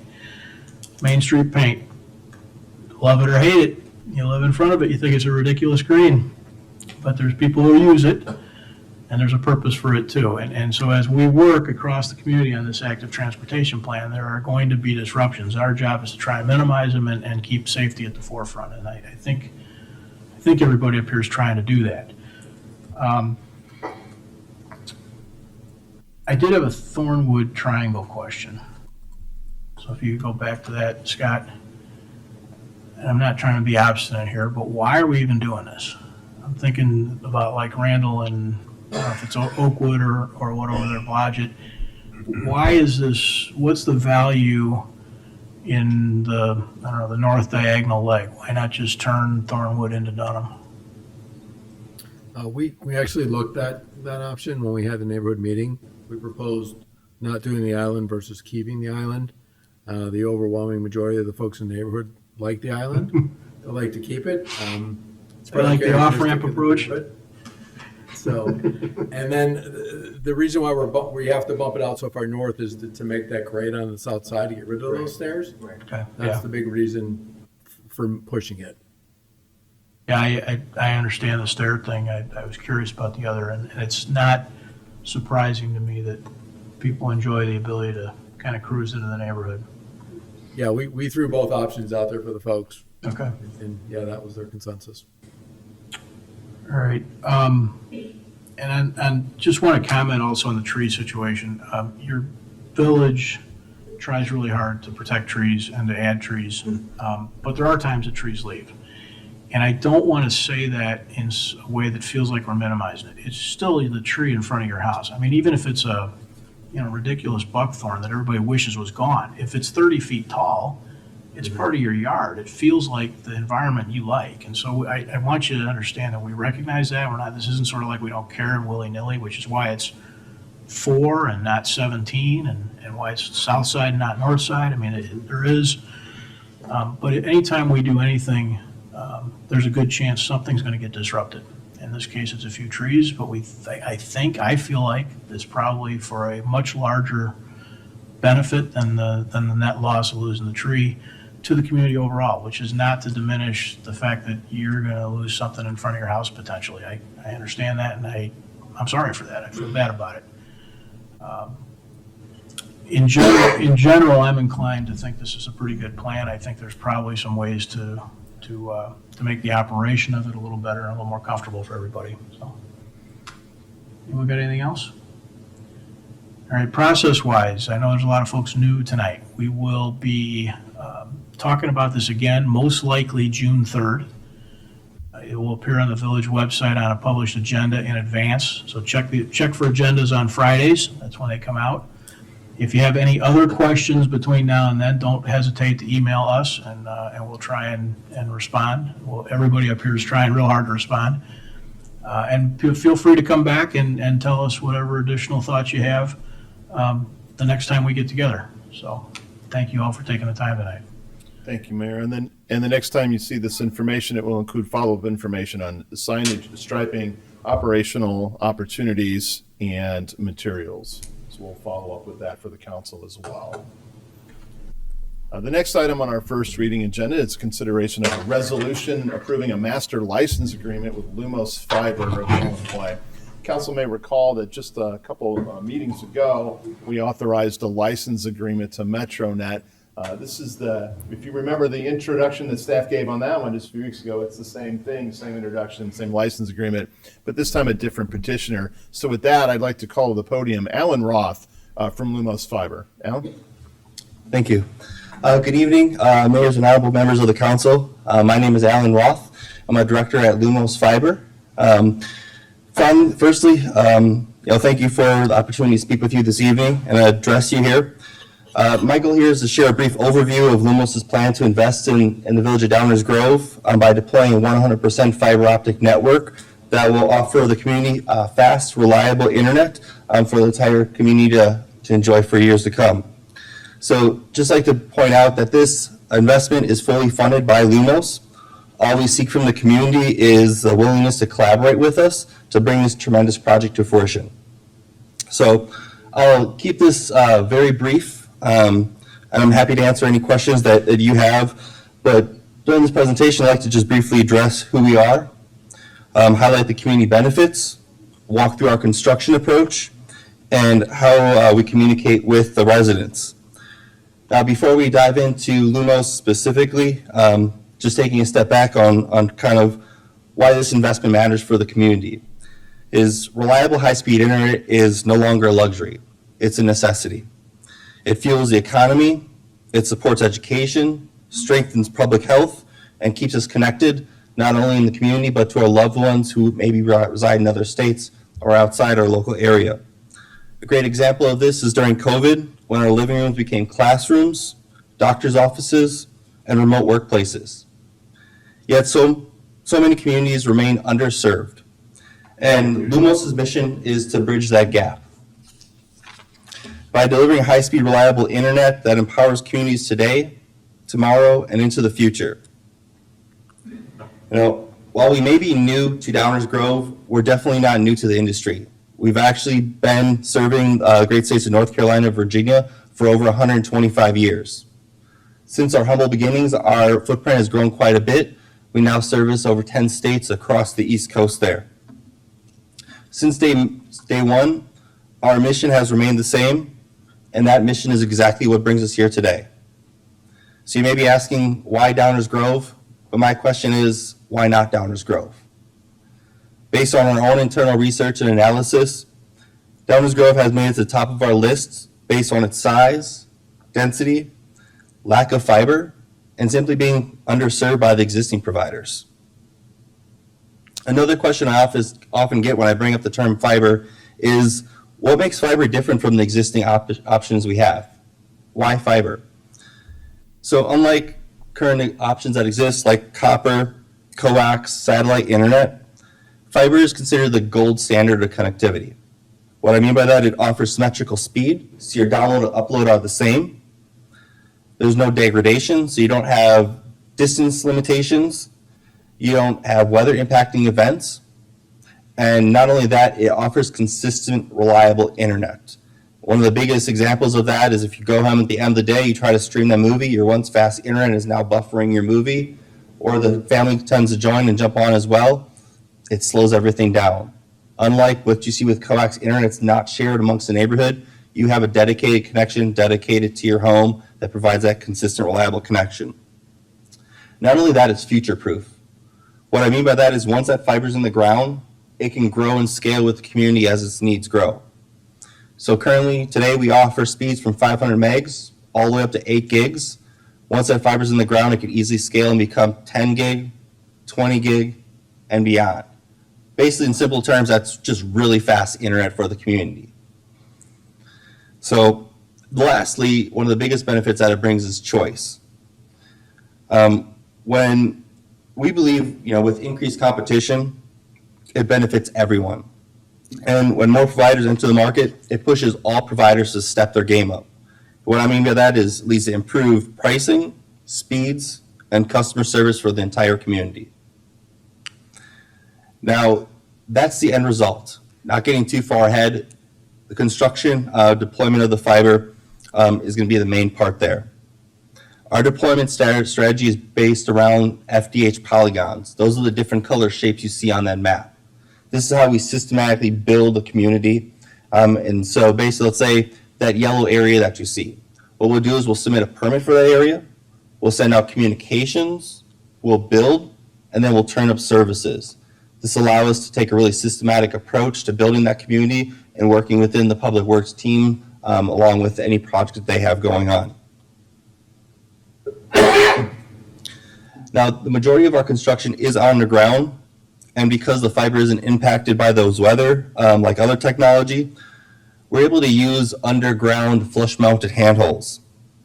And what that helps with the community is it avoids the need for above-ground pedestals, or we call pedestal farms, which tend to plague our backyards and front yards in communities. So one thing great is all of our facilities will be underground there using those flush-mounted handholds. Now, one of the most important things is communication. We recognize a project of this size, let alone any construction project, can be disruptive. But from our experience, we found that clear and transparent communication make all the difference. As we expand our fiber network, we are committed to keeping the community informed throughout that entire process. At the end of the day, our goal is three things: visibility, accountability, and be respectful of the community. To ensure that, we developed a robust communication system that I have highlighted here. So around 90 to 120 days before we even break ground in an area, we send out that first mailer.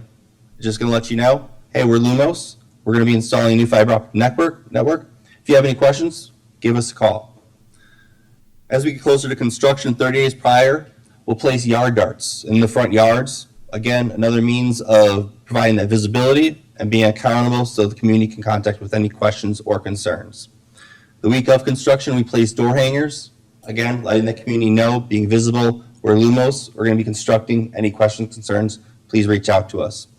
And then when we also do have any crews actually during construction, we'll place sandwich boards up at the beginning of any construction areas. Again, visibility. That phone number will be there to answer any questions or take any calls that do come in. Also noted too that all of our trucks, equipment will have Lumos magnet signs on there. Again, driving that visibility, that's a key. This is an example of what that looks like in the field. So you can see that yard darts by the mailbox there, the door hangers on the door, the sandwich boards, and all of our equipment having those Lumos branding. Now, as you can see, we take a very proactive step to this communication. In addition to this, we also provide the Public Works team, PD, all of our street sheets. And that way, your teams know exactly where we are every day. All of our communications will have our phone number on that, so residents can reach out directly with any questions, concerns. Now, that said, we understand the residents will still call you. We appreciate your collaboration and turn those back on us. We have a call center set up, ready to take those calls and handle them. And one of our goals is, one of the biggest drivers of those calls is restoration. We are committed to restoring any ground we disrupt. We'll do this on a daily basis. So when we tear up a yard, we want to have that fixed and repaired that same day and do this on a daily basis before we even move on to the next area. But if those calls do come in, we want to make sure we respond back to that resident within 24 hours and have that issue resolved within 5 to 8 days. Again, we want to be visible, we want to be accountable, and most importantly, we want to be respectful to the community. So the last slide here, in closing, if there's one key takeaway, it's that Lumos is truly committed to investing in Downers Grove and growing with the community and seeing success. We're excited about the opportunity to bring a new reliable internet connection to the community, and with your leadership and collaboration, we look forward to making this a reality. Thank you. Thank you. Any comments or questions from the audience?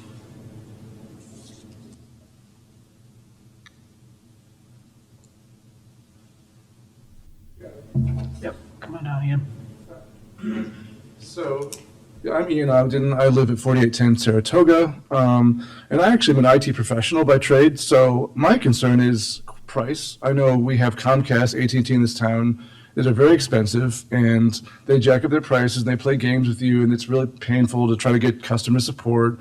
So I would just wonder about where the price is going to be, how that's going to compare. I think reliability is, I think that's not a concern of mine. I mean, I know fiber is really reliable. So mainly price is the concern, because I know, like I said, they're all expensive these days, and it's just really, that's why.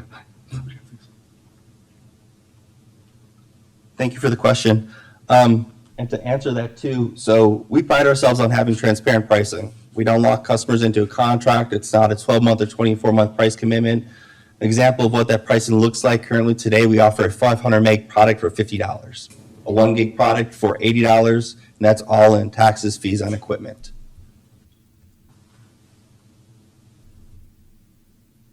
Council comments or questions? Mike? I'll kick us off.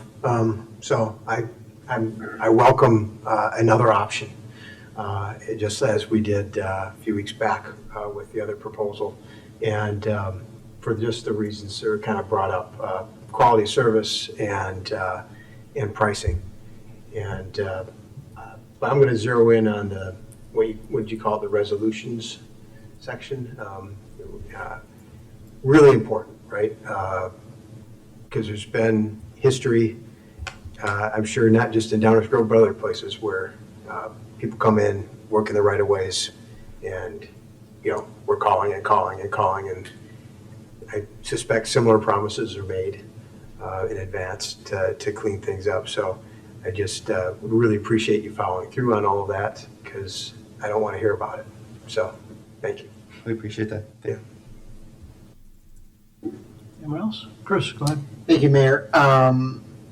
I too am welcoming more competition into town, being the second plus Comcast. I think we're going to have some good pricing. I guess my question might be more for staff. Now that we have potentially two folks digging into our right-of-ways and our easements, have we had experience managing that type of work where it almost feels like it's duplicative and then restoring, tearing up, restoring again?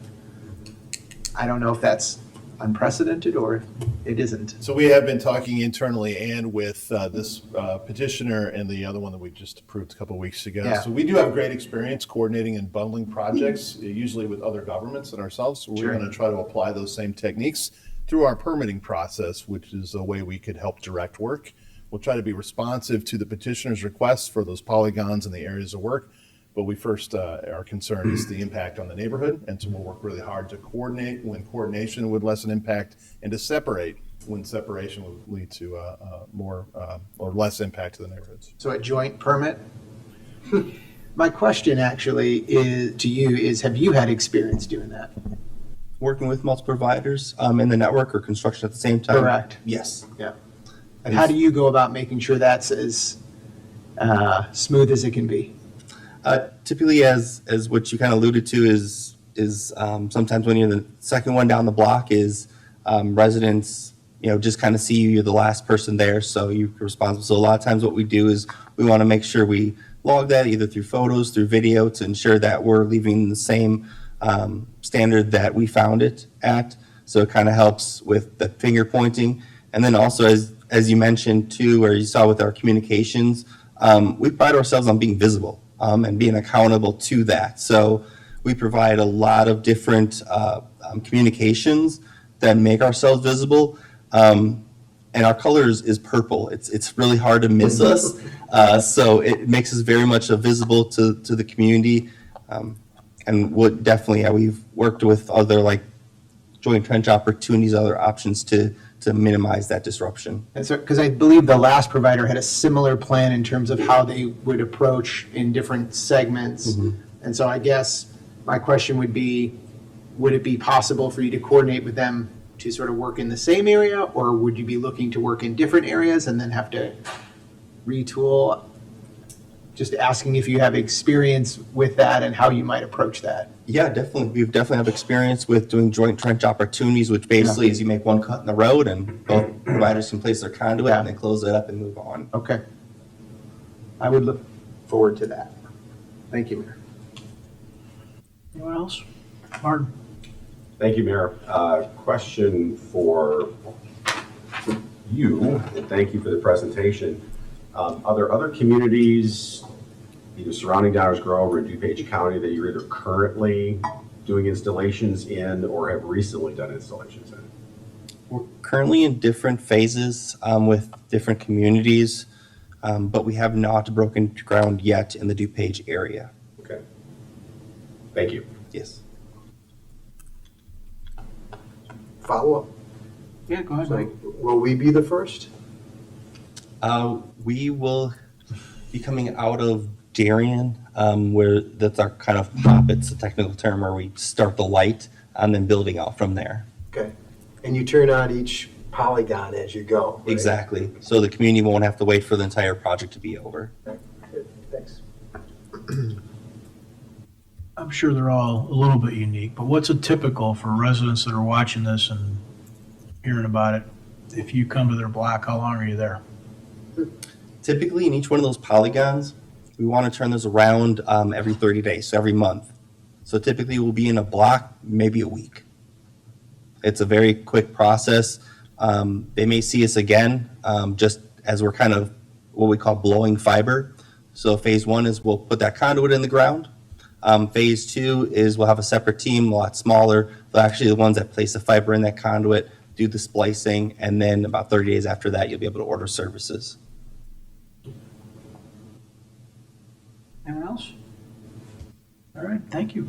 Thank you. Appreciate your time. Thank you. The next item on tonight's first reading agenda is consideration of an ordinance authorizing the extension of a special use for the property at 902 Maple. This property is located generally at the northeast corner of Washington and Maple. And the council may recall about a year ago, the council issued a special use for multifamily residential development.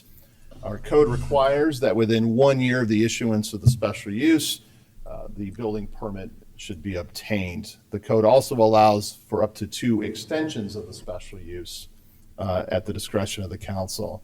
The petitioner is actively pursuing the building permit. We continue to work with them. Here to present their petition and request to the council is Al Damascus. Good evening, Al Damascus on behalf of Aaron Holdings. I'm here with both of the owners, brothers Vitas and Gitas Aranauskas. As you know, we went through a pretty extensive process and you all required some changes for us. And first we had to digest those changes. That takes time. After the digestion of changes, you've got the world changes. You've got our clients get most of their money out of a logistics business that they need to see whether they can deploy resources for that business as well as for putting this together. And that resulted in some delays in terms of financing and in terms of getting things together. We also then have been pursuing not only approvals through you, but we also have to get all kinds of other third-party approvals. That takes time. You also have a very conscientious and a good staff that puts us through the ringer. And by doing that, my engineer has told me that we have a civil engineering submittal that's ready to be made, but they also said that the village has indicated that they're going to basically tell us, come back again and we'll have some more changes for you. And so all of that is resulting in some additional time, and we request, and we think we have good cause, and we ask them for a 6-month extension. Thank you. Thanks. Audience comments or questions on this item?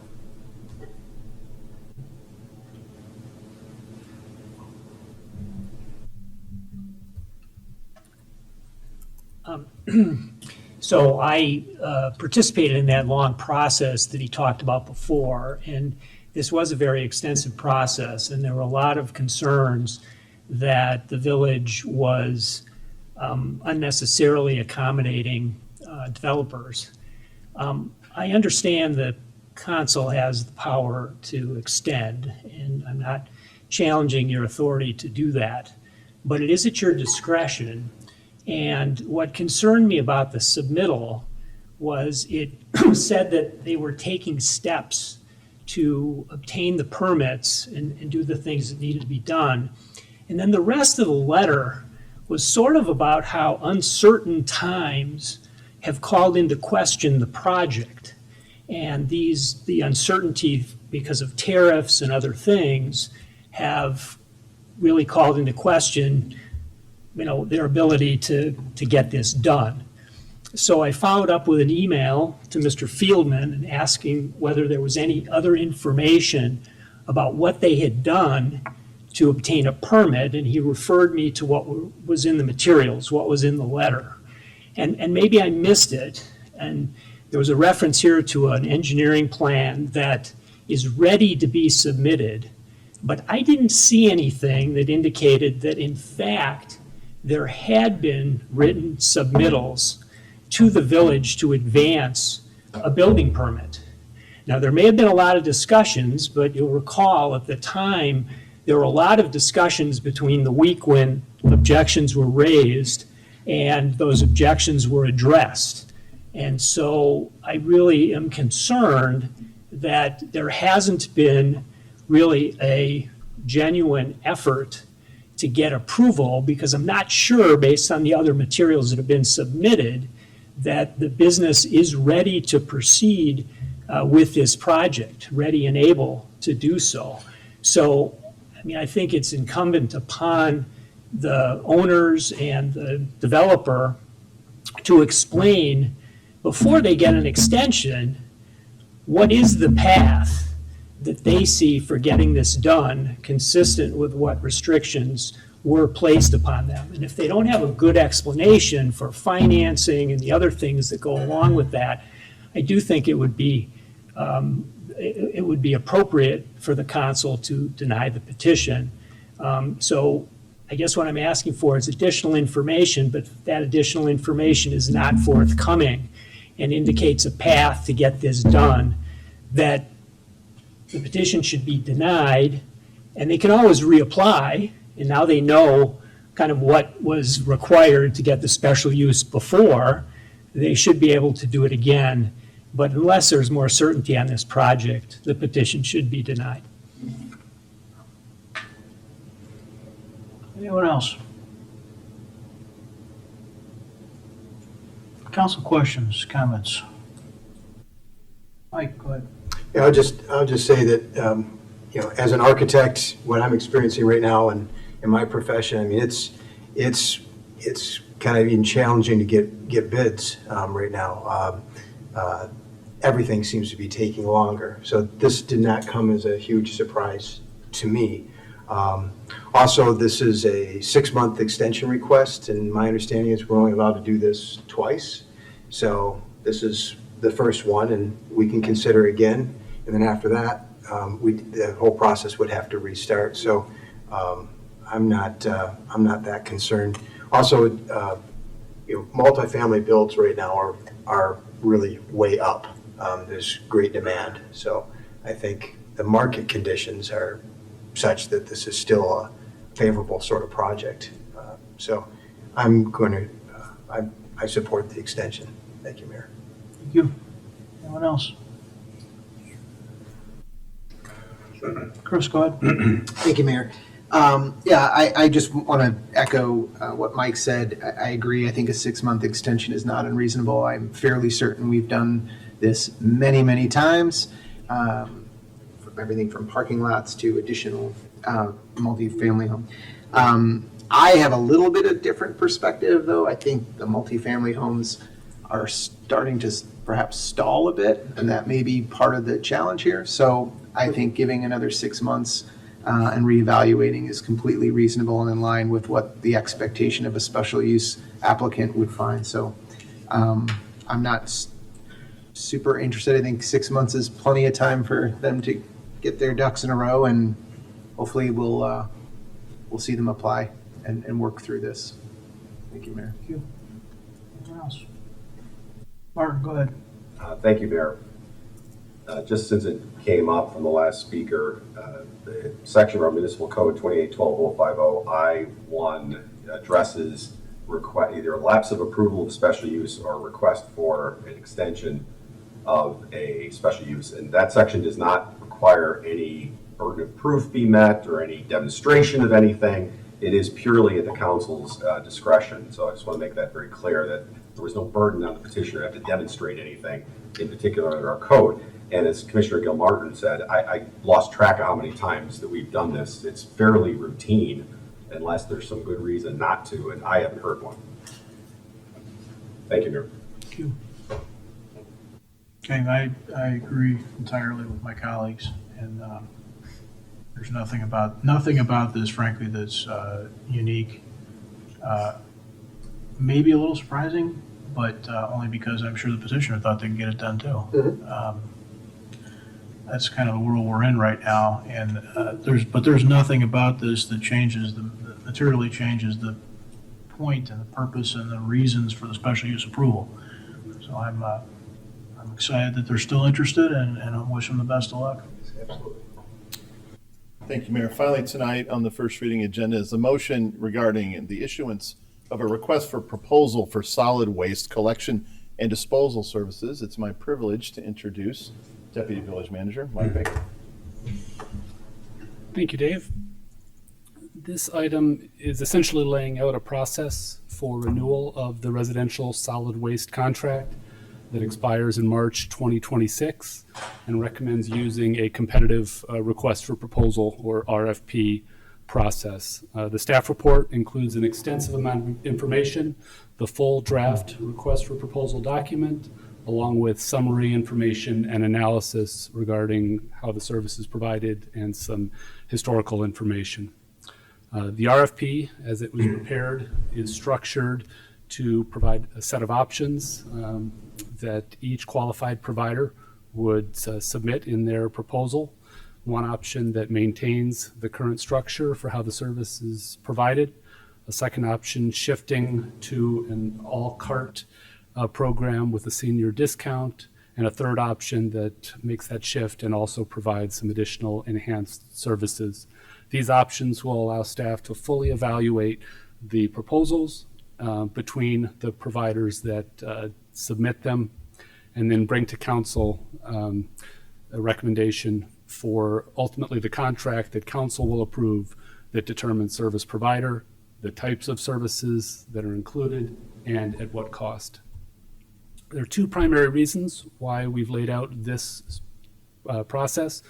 One of them, the recently adopted environmental sustainability plan, has specific references to the solid waste services and offers an opportunity to really reassess and evaluate how those services are provided going forward with the information that will be collected through the RFP. It also should be noted that the last time that the village went to competitive RFP for this service was in 2007. I am here to answer any questions that you may have. Thanks, Mike. Any audience comments or questions about this?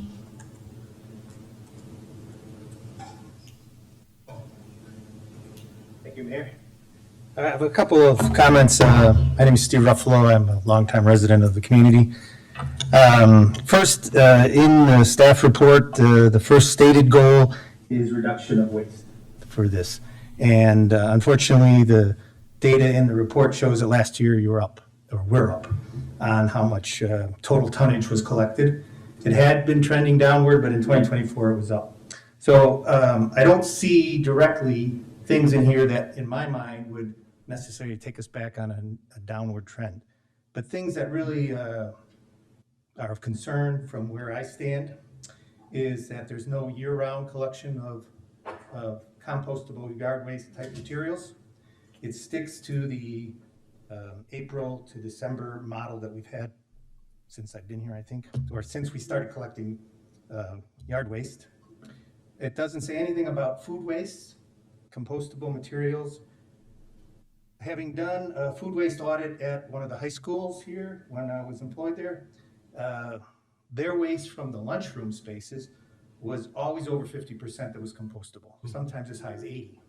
So if we are trying to look at reducing our waste stream, how about we look at a greater involvement of composting materials going out of the waste stream and being composted? So I would like to see more innovation in the proposal, more stretching our ideas, thinking outside the box, if you will. I love the idea of including electronic waste in one way or another. I don't see anything, and I mean, I read through it, as Mike mentioned, it's a lengthy RFP package, but recycling items, what is recyclable, what's going to be on the list, certain plastics even, but and is there the ability during this scope, and I'm assuming this is a 3-year extension or a 3-year contract, if something comes up, could we increase that? Or can the vendor say, we no longer have an option for this?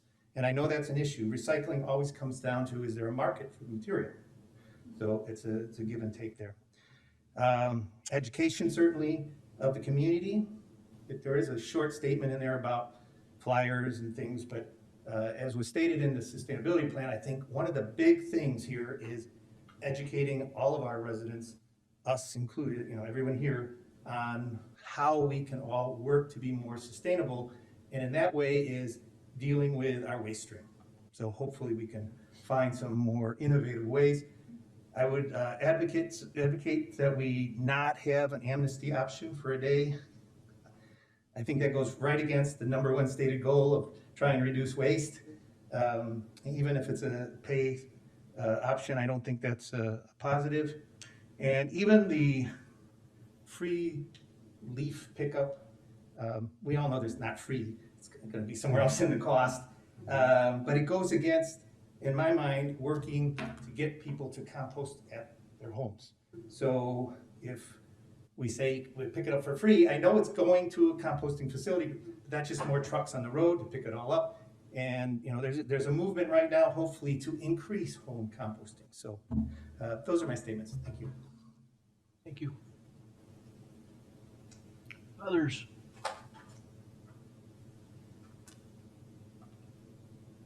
Okay, council comments. Mike? I'll say ditto to Mr. Ruffalo's comments. Really looking forward to this. I'm glad we've got a few options that we've asked for the bidders to package together for us, but keep in mind too that they're invited to offer additional things other than just what we've asked for, and I suspect we're going to see that. Yes, the composting food waste, boy, I know a lot of the plastics that I put in recycling right now are actually, the data says it's not getting recycled, and so looking for some way of seeing the accountability on that. And so one question I do have is there any, I know that the folks in Darien went through this a few years back, and they got rid of the sticker program. And full disclosure, I'm one of the sticker guys, so, okay. But my understanding is that there's actually been issues with communities that still have some portion of it as a sticker program. There ends up being an increased level of dumping that happens where people are disposing of their garbage in other places other than where they should be. And in that way, they don't pay anything. So I don't know if there's any data on this or if we've got any information from some of our neighboring communities that have already gone through some of this, because we're not reinventing the wheel here. Really appreciate that we're doing this, and I'll just say that I know that there's just so much in our environmental plan that is going to help guide us in what we do, and I know that a lot of the things that have been mentioned already are going to be considered. So that's all I have to say for now. Look forward to seeing this move forward. Thank you. Thanks, Mike. Others? So to go back to Mike's first point, what I'd like to know is quite a bit more information about what recycling services they're offering, details as to what is actually recyclable and not. Not only so that we know that we're picking the recycling plan that's most cost effective and why, but also this is an opportunity to educate everyone to what we're putting in our cans. I think a lot of people don't understand how much of what they're putting in their can, in the recycling can, isn't getting recycled. So I think that would also have some value here if we could provide some additional information, not just to choose the right contract, but also that we all know what's coming and why we're picking this contract too. So. Thank you. Leslie? I do know in the RFP, from what I can tell, a lot of the things that Steve had mentioned, I think, are in there. So it does talk a little bit about education, defining what is recyclable food waste, timing. So I hopefully a lot of that should be taken care of in there. And there is an option to, the additional highlights that staff had included are a little bit more about environmental options. And actually, one thing that I wanted to make a little bit more specific is, you know, I don't know if this is out there, but are there any companies that offer a little bit more nuanced version of an amnesty day where, you know, you could potentially dump things that are recyclable and actually, you know,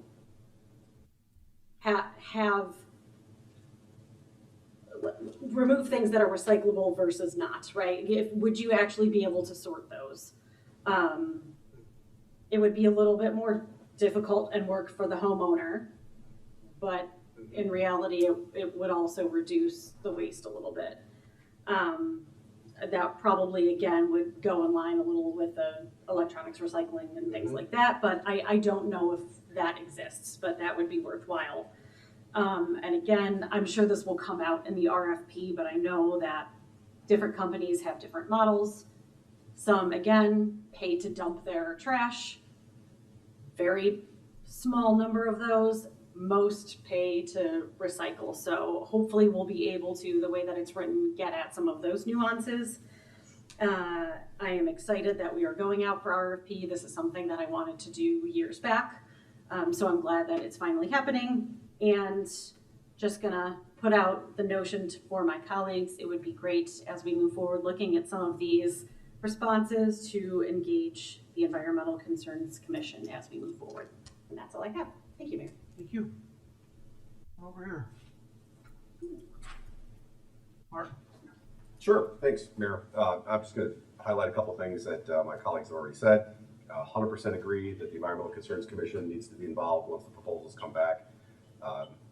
It may sound funny, but the last time we did this, we did that. And there were reasons why we didn't go out, but I completely agree that the time is nigh. And obviously with our environmental sustainability plan front and center, that it is certainly an appropriate time to do this. And I would encourage, I'm sure that the respondents to the RFP will be pointed repeatedly to our environmental sustainability plan, not only as a framework within which we expect them to operate, but also to drive that innovation that a number of you have already mentioned. I mean, don't just settle for what's there, but if you have other ideas, given what you can see our intention and our direction are through that plan, facilitate that and embrace it and make some suggestions for us. We like ideas, and we like to be unique if we can. We're Downers Grove after all. And I just have to say, as a proud owner of two enormous composting tumbler bins, that anything we do to promote home composting, I'm a fan of. Thank you, Mayor. Thank you. Chris? Thank you, Mayor. I had a couple of questions, a number of questions, so I'm just going to throw them at you randomly. Does the no assignment clause act as a change of control clause? In other words, if Republic or whoever we pick was acquired, do we have the right to terminate? Typically, I have to look at the exact Yeah. language, but typically if they, which is actually what happened last time we went out, if it's 100% ownership, then we usually allow them to do that as long as they acquire the same. Typically our no assignment is if they assign the contract to a completely separate entity. I guess I just wonder if that change of control clause might be helpful. It's just been a lot of consolidation. In our contracts, when we do it, we always have the right to terminate within a certain amount of time. We always put that in there regardless of what it's for assignment or any other reason. But not in this one. No, I'm sure it's in this one as well. So but not in the assignment clause, just a general, we have the right to terminate. So, but I will look at it closer. Okay, that's fair. Terminate for no reason is what you're saying. Basically, got it. Okay. Another question I had was that in section 13.2, it explicitly notes that the village reserves the right to retain a commission fee of no more than 10% of the per disposal sticker price in exchange for being a retailer, so on and so forth. Do we charge that? We do not. We've never exercised that clause. And then 14.1 states the village reserves the right to add a surcharge per disposal sticker to defray any expenses incurred by the village administering this contract. Have we ever exercised that? No, we have not. Okay. So I think a few things that I'm interested in, and many of them have been mentioned, some of them have been mentioned. I'm very interested in this idea of performance KPIs, right? So I think there's some elements here about What's it? Key Sorry. performance indicators. Okay. Performance Sorry. KPIs, so that's okay, just in terms of, I think we've got like tonnage reports and things like that.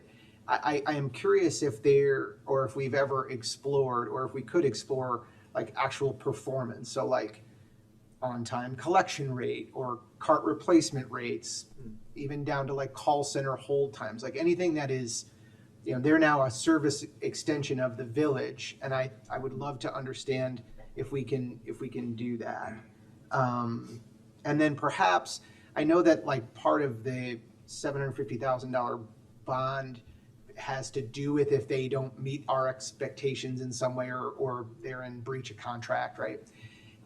But that felt to me anyway, I'm not a lawyer, but it just felt a little bit like we don't have there's not a lot of remediation between everything's fine, or if it's not, it's sort of termination. And if there's ways that we can think about how we can incentivize improvements in performance without going to that, big mallet.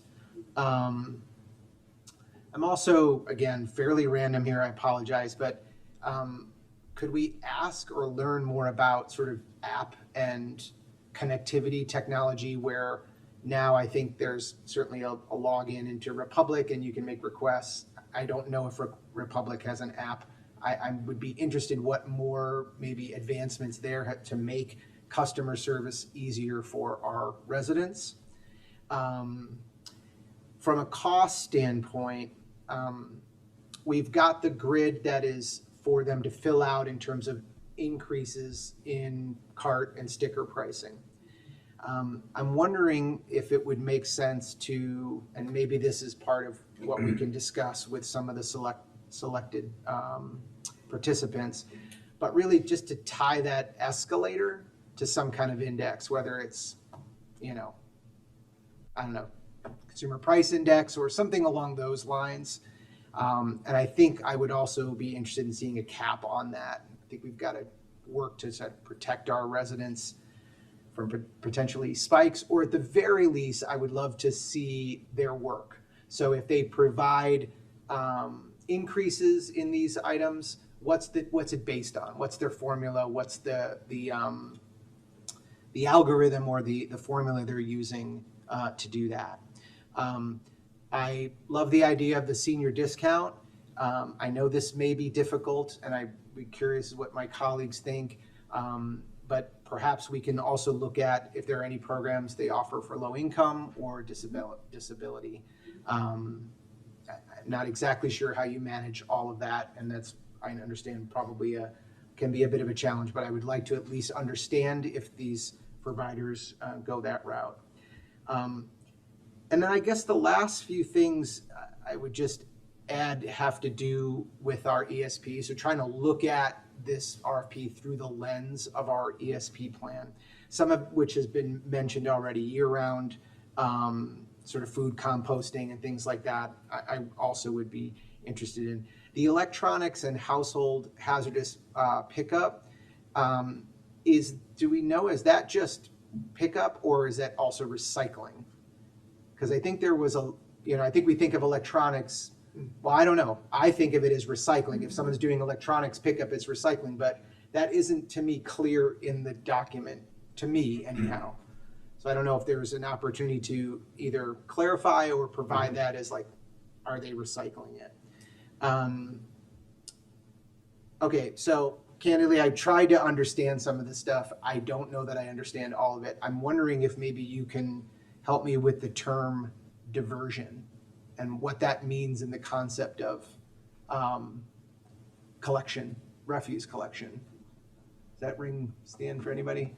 I bet Steve could tell us. Away from the, original perfect, It's when it okay. doesn't go where it's supposed to go, Yeah. which happens. They sometimes have a variety of reasons that happens. You'll see actually trucks collecting both things in the same hopper. Thank you. It happens. That's kind of what I thought. I appreciate that clarification. So again, is there a metric we could be looking at where we're sort of evaluating diversion and those types of things? Because that is part of our ESP. That is part of our ESP. As along with recycling contamination, which I think is also what you were mentioning, Mayor, I think strategies around reducing that as part of our plan. How can we bake that into this? I know we do tagging, right?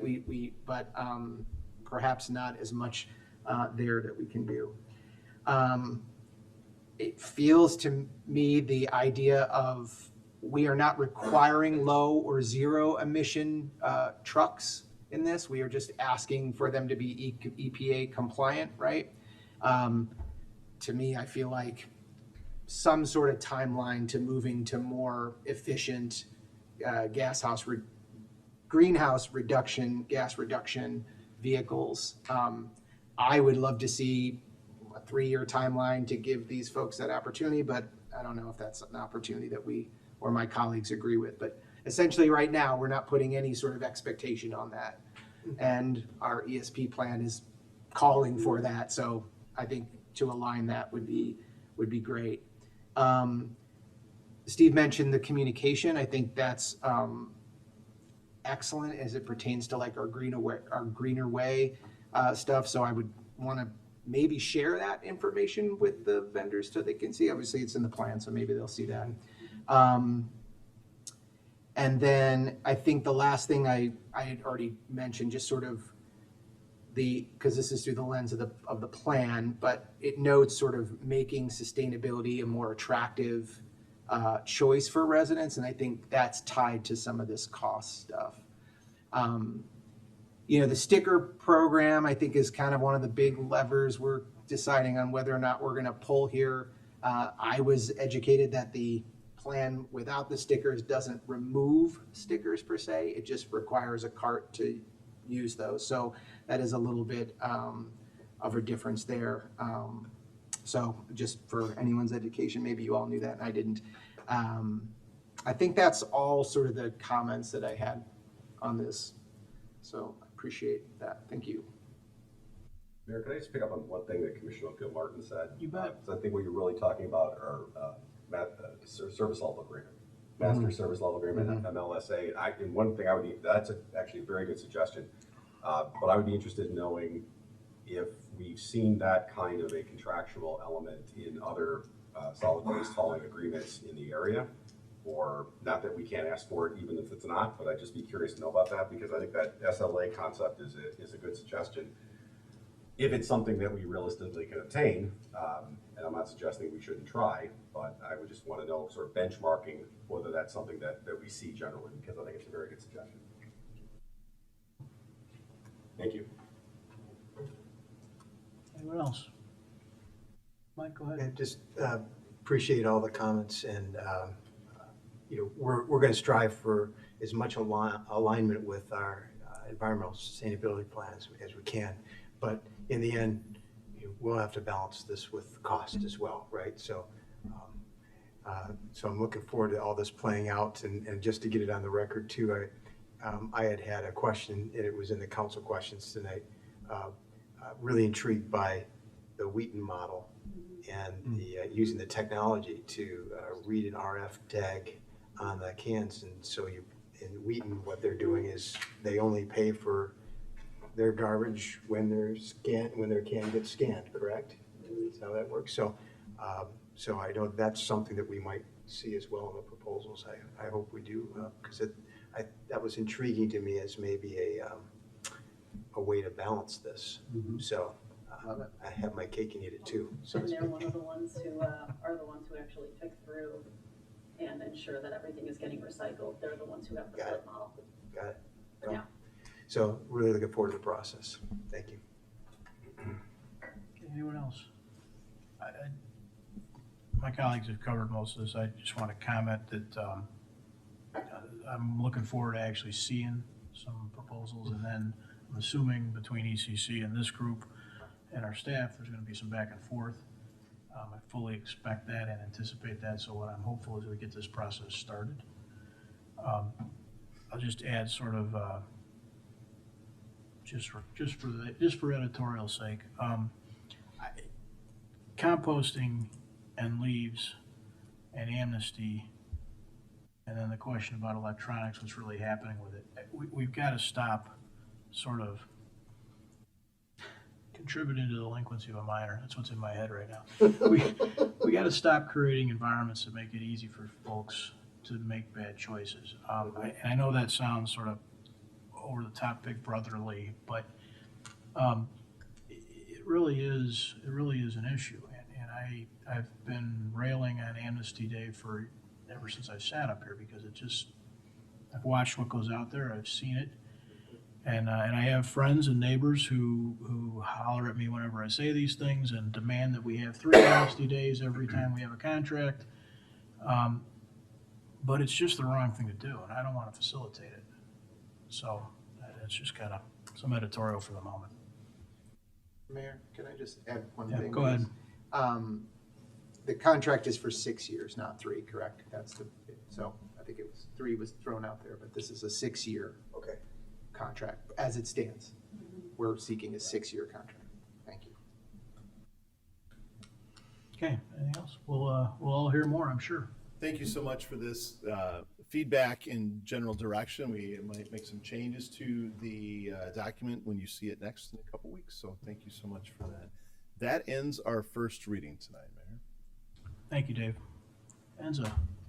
Thank you, Mayor. Only one item tonight to present, and that's an ordinance authorizing an extension of a special use ordinance number 6050 for 902 Maple Avenue to permit the construction of the 3-story multifamily building to November 21st, 2025. That's all. Thank you, Mayor. Thank you, Enza. Dave, you gonna hand this off? I am going to hand this off because under the manager's report, it's a discussion as part of our guiding DG suite of projects. This time, a complete draft of the comprehensive plan. And it's my pleasure to introduce our Community Development Director, Stan Popovich, who will bring his Stanimation excellence to the presentation. Wow. So a lot of pressure tonight. Good evening, Mayor, Council. Thank you, Manager Fielman. As Manager Fielman noted, we're going to be talking about the Guiding DG Comprehensive Plan. I have John Houseel and Allie Lewis, both Houseel and Levine, here tonight as well to answer any questions or provide additional background on the plan as well. So tonight we're going to be going over project status. We'll be going over briefly each of the chapters in the comprehensive plan. Many of these chapters we've seen before at the council meetings, and then talk next steps as well. So we've made quite a bit of progress here, as you can see from our June calendar through May of this year. Quite a lot of meetings about the comprehensive plan, and then very proud to hear all the discussions tonight about the ATP Environmental Sustainability Plan. Just really excited to hear all the conversations that were happening on that and soon to happen on this comprehensive plan. Tonight, the comp plan is really broken into 3 sections. The first couple of chapters are more of an introduction and some background. Chapters 3 and 4 are the plan framework, and then chapters 5 through 11 are the chapters that are the core elements that make up the comprehensive plan. I'll introduce each chapter, summarize what is in each chapter, and then provide a couple of excerpted pages for viewing as well. And this document is also on the Guiding DG website and also in the packet tonight. So the first chapter is the introduction. It's an overview of the process. It summarizes the community engagement, and we've had 3 previous discussions on that before the council last year. A lot of this information that is in there is excerpted from the existing conditions memorandum. So they've taken some key points out of there with engagement on that one. This page shows you the overview of the planning process, how we created the plan, how you can use the comprehensive plan, and then it sort of delves into some of the past plans and studies that were identified in the existing conditions memorandum. This is a really cool page, I think, to show how we've engaged the community. A lot of the bubbles with the numbers there in terms of how we've reached out to the community and the input we've gotten. We are going to move forward to some adoption open houses here next month, so we'll add those numbers in to the little brown bubble towards the bottom of the page there. Chapter 2 is the community profile. Really talks about where we are in the Chicagoland region, talks about existing land uses, and provides a demographic snapshot. Again, this was discussed as part of the existing conditions memorandum in June. This does show existing land uses, so House of Levine with the village looked at the existing land uses and identified those on the map, and then provided different demographic information. Again, the larger document, the existing conditions memorandum, provides a lot of that, a little bit more detailed information. Next are our vision and goals. So we worked through the vision and goals over 6 meetings in the fall. The vision and goals form the basis for the chapters further in the document. And then this is the page out of here which talks about the vision, and that's the vision we worked on last fall to move forward with the whole plan. Chapter 4 is land use and development. So we talk a little bit about the future land use map here, which is intended to guide future growth and development in the village, aims to improve the character and quality of residential neighborhoods, enhance the commercial areas, and support a balanced approach to development. We do have in here a village-wide design kit. This really came out of the focus area plans, but a lot of those ideas are really applicable to the village-wide whenever we see development. So that includes about continuing ATP improvements, active transportation improvements, screening and buffering, gateway signage, and management of natural areas. So sort of hitting on a little bit of everything. This is before the council back in October and November of 2024. The land use plan also has descriptions, short descriptions of each of the land use designations, so it sort of understands and helps us understand what we're looking for when we look at the map. And then when we look at the map here, we have some recommendations on the left-hand side of this page, and then the future land use map really helps us guide, like I said, future growth and development. There's one area that I wanted to discuss tonight that has been topic of discussion in the past, and that's the corner of Warren and Saratoga here, just a little bit west of where we sit tonight. So there are really 3 options that we want to get some council feedback in. The first map on the left is a single-family detached. This was from what's in our current comprehensive plan. It was inadvertently classified as single-family detached in fall of 2017 when we completed that comp plan previously. What was presented to Village Council in October and November of last year was for those parcels circled here in blue to be downtown. There was some discussion with the residents here and with the council. Ultimately, we presented these 3 options to the Planning and Zoning Commission in December, and their recommendation was to go to a single-family attached in those parcels there. This could provide a transition from more intensive downtown uses to the east to single-family residential to the west. At this point, Mayor, I'd like to open it back up to the council to see if there's any feedback on these 3 options. Thank you, Mayor. Thank you, Stan. Anyone got a viewpoint on this? Martin? Sure, I would support the Plan Commission's recommendation to change the future land use designation to single-family attached. I agree. I would also. Yeah, I agree. Looks like you got 7 bobbleheads. Thank you, Mayor. Appreciate the speed on that. So we'll continue on here. So the next chapter is the housing and neighborhoods section. So here we talk about quality neighborhoods, housing attainability and variability, housing sustainability, and then we have some recommendations. So you'll see 3 themes that come throughout in this chapter is housing attainability, housing sustainability, and accessory dwelling units, which we talk about. House of Levine's done a great job with these graphics to talk about accessory dwelling units and where they could be located and how they are typically shown throughout different communities. Are there any questions about this section of housing tonight? I've got an ADU question. Are we anticipating, are we saying, or let me back up, is our message that we're trying to deliver with this comprehensive plan that ADUs are going to be something we allow in all the residential zoning districts? Yeah, in some of the individual meetings with council members preparing for that, we called council's attention to the language in this section of the plan. This could be, as written, interpreted that ADUs would be by right development in all single-family districts. It certainly mentions single-family districts. So that's exactly what we wanted to hear the council talk about, what your expectations are, and then how could we best reflect council's policy direction in the language in this plan. Thanks. That's what I wanted to get us talking about. Since I started this mess, I'll continue it a little bit. I think we all have found something attractive about ADUs, whether it's flexibility for families or flexibility for homeowners or a way to try and nip away at the housing market that's a challenge for everybody. But I think there's going to be a real expectation that that's not going to be sort of one-off all across town. I just don't think that's probably what our residents are thinking. And so in my mind, I was looking back at the, I don't have the map in front of me, it's in this list though, where we show the 3 metro nodes. Yeah, the walk sheds from the 3 metro nodes. And it seems to me like there might be some logic to trying to, from a future land use standpoint, set an expectation, somehow limit those. And that's where I start. I don't think that's the right answer. We did one a few years ago that I think was up north of Ogden, if I remember correctly.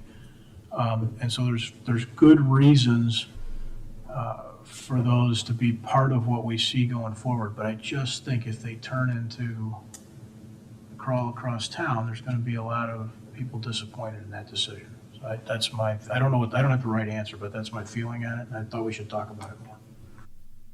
Anyone else? Tammy, go ahead.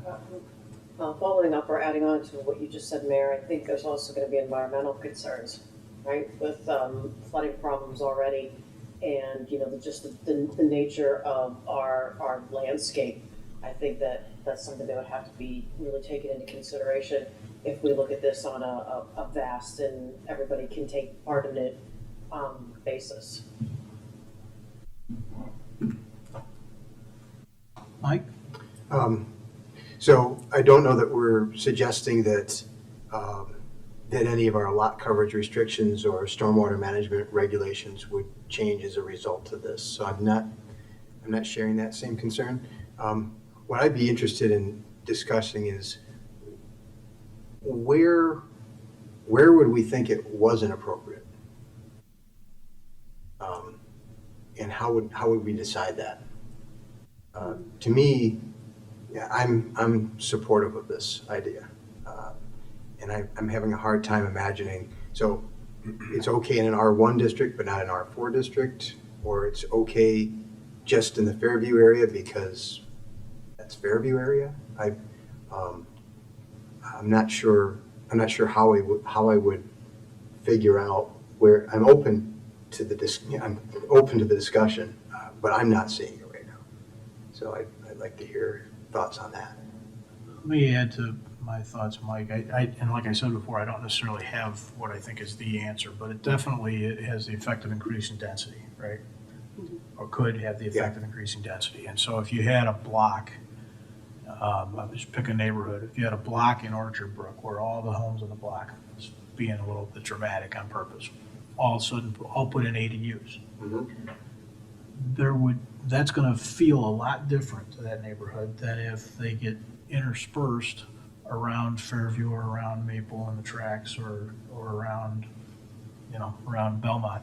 It's just going to feel a lot different than the neighborhoods. I don't have an answer for how you decide where, and I referenced that one earlier because I think one of the first ones where I was involved in consideration up here, I think it was a real benefit to a family, and I think they were north of Ogden, if I remember it right. And so I just know that if you had a situation where an entire neighborhood decided to start doing this, and it was outside of the areas people consider right now to be denser in nature, it's got some risk. Pardon? I'm just going to add my legislative intent here, because as I read and reread what we have in our comprehensive plan, I don't read the word all to be there. And if we intended it to be all, we would have put the word all in.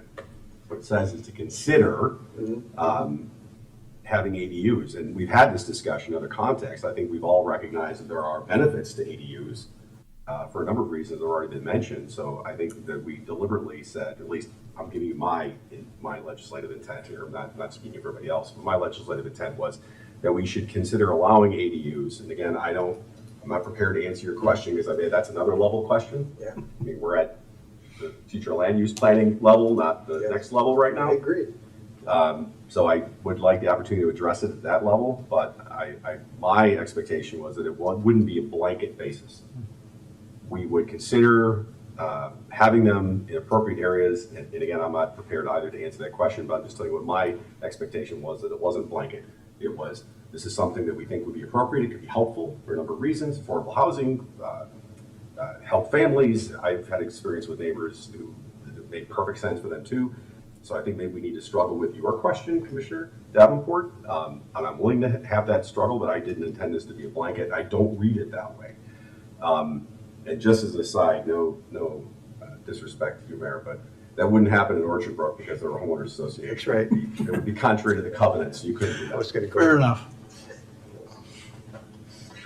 These Orchard Brook residents, you gotta watch out for. That's it. Yeah. Chris?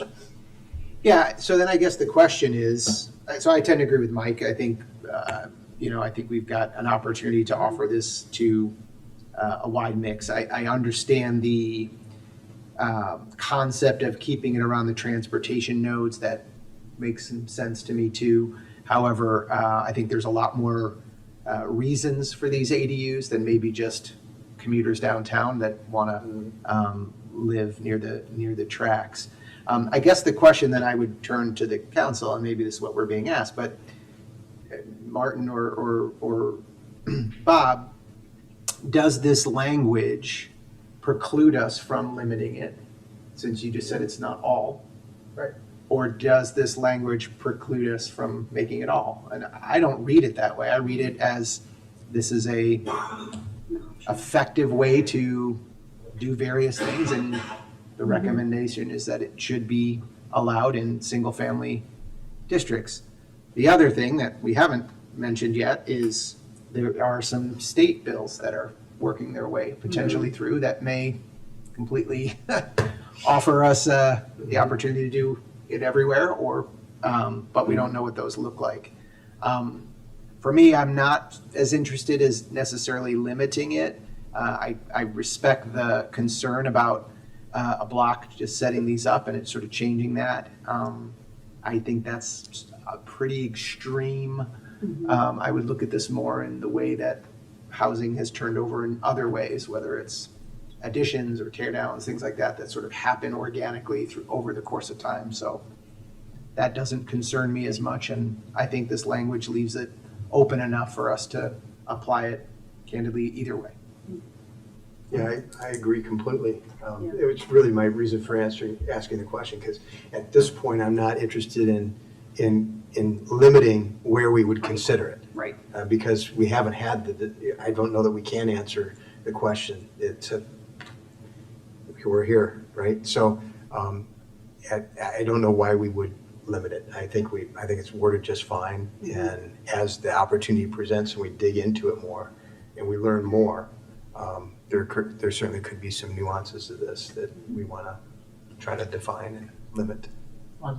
Yeah, I agree with Mike. I don't see any reason why we should be limiting it again when we haven't really looked into it. And also, we do have limitations on who can occupy those ADUs. So, we do still have some regulations there in place currently. And, that still gives us a little bit of a buffer, even, without considering, locations wise. That's still in place. So I think we're okay, recognizing that this is an option and not limiting ourselves a little bit too much in a comprehensive plan that we know is going to be in place for years to come. Thank you, Mayor. And I guess the intent is interesting, and I would welcome somebody to help me feel better about it. Because I understand the value. I mean, really, we've had a lot of conversations, and I think there's a ton of value. But I'm reading this differently than the attorney to my left. The village should update its municipal code to allow ADUs in single-family districts. That's pretty clear. It doesn't say, we'll think about having it as an option. It doesn't say, we'll think about looking for ways to restrain it. It says, that's what we should do. But we could do it in a limited way and still comply with that language. That's what I'm getting at. It doesn't say all districts. We could be selective if we chose to. And again, I'm not prepared to have the conversation, nor is it the appropriate time and place to have the conversation about that geographic limitation. But I'm just saying, the language to me doesn't compel it to be everywhere all the time as a matter of right. Right, we could We put may end in up a there. special use. We with may it, end up right? there, Yeah. but I want to go through that process. We could place other regulations, but I Yes, mean, especially given the fact that we know that, currently our regulations are that it essentially has to be, relation. Right. Why is it that somebody in the Fairview district can have, a just graduated child live with them, whereas somebody, south of 63rd can't? It's just it's a strange situation, and I don't see why we're limiting ourselves in location. We could find meaningful regulations elsewhere rather than just specific zoning districts. Although in fairness, we did pursue more experimentation Sure. in the Fairview Sure, we did. corridor than other parts of the village on purpose. Yes. So Yes. there are articulated reasons why Correct. we've done that. That's all I'm saying. Are there ways, this is probably an Enza question, are there ways to, I'll give you a different example. Could you take an area, I guess probably a zoning area, and could you say, as it sits right now, that future development could only have 50% of the homes could be two-story homes? Just making something up. Are there ways to say, are there ways to say things like that in ordinance? I think that would be difficult Not to really. enforce and difficult to track. So this conversation in and of itself is incredibly helpful. And what we wanted to hear a variety of perspectives from the seven. So we can take, just from what we've heard now, we can get the talents of Enza and Stan and the folks at Halcyon Levine and see if there's any changes or not. And by the time we bring it back to you, and Stan later in the presentation, we'll go through when you'll see this again, there may or may not be some changes. But this exchange of ideas and general direction is exactly what we're looking for. And we're not voting on it tonight. We got a lot of work to do. So from this staff member's perspective, just hearing this has been helpful, and where you read it the same and where you don't quite read it the same and where you might have different ideas of how it might be applied when we get to the point of updating a zoning ordinance. That's one of the things that I think all of us are trying to think through is how, how does the council in 2029 read this, right? Because it's not the same set of heads. Chris, you were going to say Yeah, something I else. guess I'm trying to interpret what you just said, Dave, because I'm not sure it's clear to me that if the balance of the council thinks the language is fine, I guess that maybe we just I haven't heard from everyone that they want a change to this. I don't think I'm interested in that. Doesn't sound like Mike is, or Leslie. So I just want to make sure if you're I don't think I asked to change the language. okay, so that's, I just want to I'm make. just reading it differently. Yeah, no, that's fine. But the way I interpreted what you said, Dave, was you were going to go back and maybe try to massage it. And I just want to understand whether or not. We may or may not, because I want the opportunity to work with Enza, Stan Okay. and his team, House to Live in his team, to figure this out, because there's a couple places in here. Stan has on the screen a page where it generally talks about accessory dwelling units, and we just read a section there. But later on a bullet point of the recommendations, it says, consider permitting ADUs by rights in single-family zoning districts, which is a little different than making them allowable, which now I'm going to go zoning nerd on everybody. Allowable means special or permitted, and this is going straight to permitted. So Right. it sounds like we need a Still little. doesn't say everywhere, though. Right, in single-family districts. So we understand that there might be some differences of opinion here, and we want to help craft that and maybe even give you options the next time you see it. Options for language in the comp plan. Which you can discard if you so feel. I suppose. Like we're already there to spend more time, staff time on it. Just seems like we're moving past, we're over engineering this thing. I think What I heard a little bit of, though, was that there's coordination between different paragraphs and pieces, and we want to make sure that there is kind of clear alignment in terms of the message.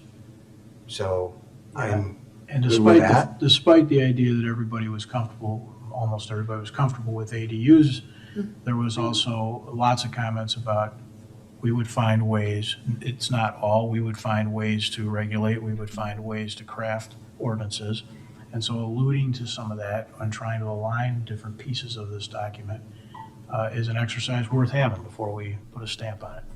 I also don't want to cut any conversations short either. If there's already agreement that this is the correct language, we certainly don't want to stand in the way of that. It feels to me like we're extending the conversation further. I'll leave it at that. Okay. Anything else on this one? I'll turn it back over to Stan.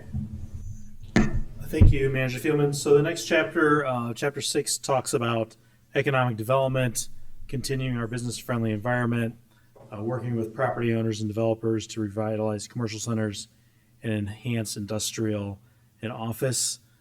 So you can see some of the things with balanced land use, transit-oriented development, and industrial areas. A lot of the recommendations do talk about just partnering and working with the Downers Grove Economic Development Corporation, which we currently do, and we have a great relationship with them for economic development continues. Focus areas, we discussed these 3 focus areas in February of this year, West Ogden Avenue, Belmont Road, and 75th Street. After our discussions here at Council, staff added, I'll call them mini focus areas for the downtown Fairview and Butterfield Road. We've done some additional, we've added some additional items from the 2017 comp plan into these 3 areas that I'll talk about a little bit. For Ogden, Belmont, and 75th Street, each of those have an improvement framework and a little bit of a description in those areas. And then we have some really great sketches of some opportunity sites. This one at Ogden and Findlay about what this site could turn into if someone was interested in redeveloping this location here. The Belmont Road opportunity site that received this treatment is just south of the Metro Belmont Station, shown here on the right side of the screen, upper right there by the railroad tracks. So really reimagining this area for redevelopment. And then the 75th Street opportunity site was the Grove. I'm just looking at this holistically and providing opportunities to maybe make this more of a mixed use location here, down here at 75th and Lamont Road. We did pull in downtown. We felt it was important because we really do, when we see developments come in through the downtown, rely on our comp plan for recommendations. So we pulled in a lot of the recommendations from 2017 comp plan that we felt were still relevant to downtown. That'll help staff with developments when we see proposals, and then help the decision makers at the village council as well. Fairview Focus, we just passed some rezoning over there. Our work still continues at Fairview. So staff and House Hill felt it was important to pull some of the 2017 recommendations into the current plan, just so we have those again when we see the development proposals, because we want to see new redevelopment over there and reinvestment in properties here. So these will help us there. And then finally, we pulled in the Butterfield Road corridor and the Finley Road area as well as another sort of mini focus area. We did a 2023 CMAP Butterfield Chicago Metropolitan Agency for Planning, a corridor study with Oak Brook and Lombard. And so we pulled in some of those recommendations that are specifically to us and to the general goals of that area, along with some 2017 comp plan recommendations. So we felt that these were important. Again, when staff sees something and people ask us what we want to see up there, we can point to some of these recommendations on that one. Chapter 8, moving on, is transportation and mobility. Here we talk about a road classification map, improvements, safety, active transportation, really moving in and tying a lot of this section into the active transportation plan, as well as also then having some automobile-related mapping there as well. Chapter 9 is community facilities and infrastructure. This talks about our partners in the public services, health and medical facilities, utilities, community and culture. The plan also does call for continued support of local events and encourages public art. We do have a really great little pop out here about the collaboration for the new Civic Center that we sit in, and how great it is that we collaborate and have incorporated sustainable features into the building here as well. Chapter 10, it has a specific section about sustainability, parks, recreation, and open space. While sustainability is sprinkled throughout the document, in this chapter we do a little bit more detail here as well. And we do reference the DG, the Guiding DG Environmental Sustainability Plan here as well. This also talks about the park districts plans, and House Hill Levine did review the master plan and work with that consultant to ensure that our plans align as they can with regard to parks and recreation. Our last chapter is implementation. So this talks about our development regulations and reviewing and updating the plan, reviewing and development controls and zoning controls, partners, funding sources. And then after tonight's discussion, I'll work with House Levine to develop an implementation and action matrix here that'll identify projects that we should be looking at and other items that we should be undertaking in the short, near term, along middle term, and longer term as well.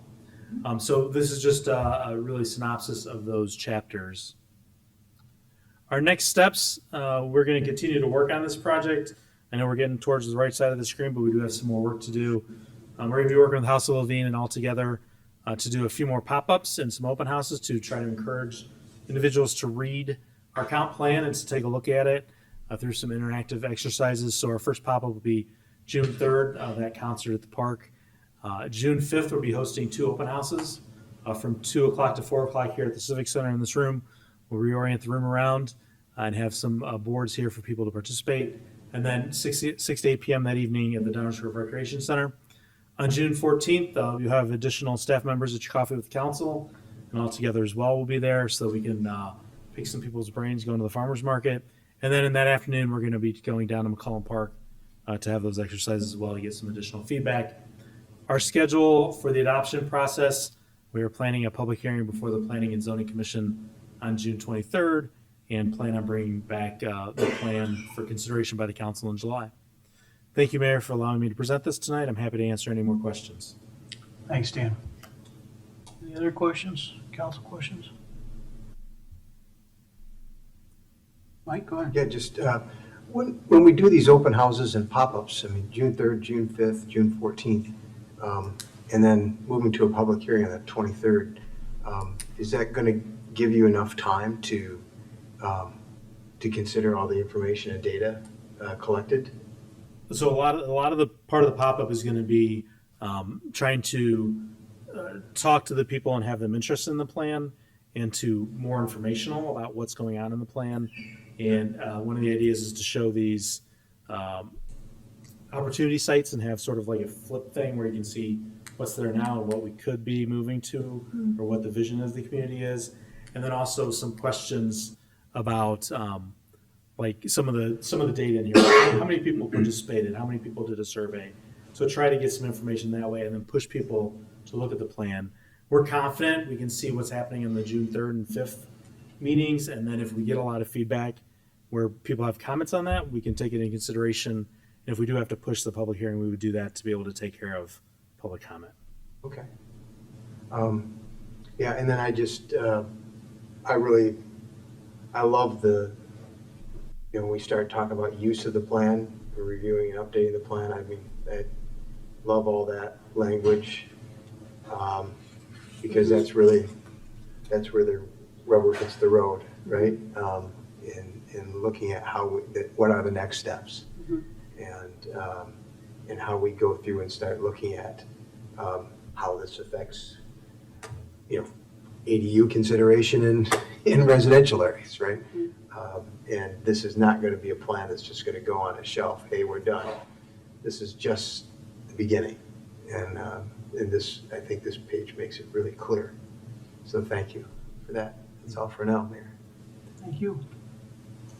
Anyone else? Leslie, go Is it ahead. just questions or comments as well? Both. All right, I have comments. Okay, I have one thing, and I know it's going to drive us crazy because this was something that we workshopped before, and now upon reading it, really dislike the word we chose. So if you look in the packet, it's page 56 or page 50 of the comprehensive plan. And it's in infill development, and it says, on the other hand, some have indicated an appreciation for an eclectic diversity in the housing stock. And I really do not like the word eclectic there. I could really just do without it and just have diversity. And I remember this was something we workshopped, and I think there was another word there, and we decided to say eclectic, but I don't actually think we need a descriptor word there, and I feel like just diversity would be okay. I don't need an answer now, but when I was reading through the full comprehensive plan, it just stuck out like a sore thumb to me. It was very strange and a little bit off-putting. I agree with you. I think it's totally reasonable that you would read through this thing and have some more stuff like that. Right. That was the only one Yeah. that really But that- stuck out and was Technically painful. redundant. I It agree was redundant, entirely. and that was Yeah. why. It seemed really unnecessary in such a, quality document. It's redundant. Yeah, it's Yeah. a good call. Other than that, my only comments are really about just how excited I am to use it moving forward. We hear a lot about parking, and one thing that really was mentioned in here was, parking surveys and how people are using it in the downtown and thinking about how we can consider signage and other ways of diverting people. And I think that's something we've talked a lot about up here, and I'm looking forward to considering that moving forward. And then one thing that really stuck out to me were the pages about housing stock and our population. So, starting on page 32, which is also 26 in the comprehensive plan, we talk about our demographics. It's interesting to note that Downers Grove is doing worse than the rest of the county in terms of racial and ethnic diversity. And there's also a huge stratification in terms of huge growth in households making more than $150,000 and also those making less than $25,000. And it's causing these interesting gaps in affordability. So while we might have fewer cost burdened, those who are cost burdened are dramatically so. And so it's just really, to me, screaming out for the need for more information. And so I'm going to be really interested moving forward and trying to take a look at, what housing stock we really are missing, and hopefully we can move forward with some sort of a gap analysis to kind of see what it is that's going on in Downers Grove and why it is that we're kind of veering away and we're looking a little bit different than the rest of the county. And that's all I have. Thank you, man. Thank you. Chris? Thank you, Mayor. Yeah, I too was struck really by the difference. I went back and took a look at the 17 plan in comparison to this again, just as a refresh. And just the change in tone is palpable in terms of, and it's no disrespect to the 17 plan, but this one has action written all over it. And to me, that is super important.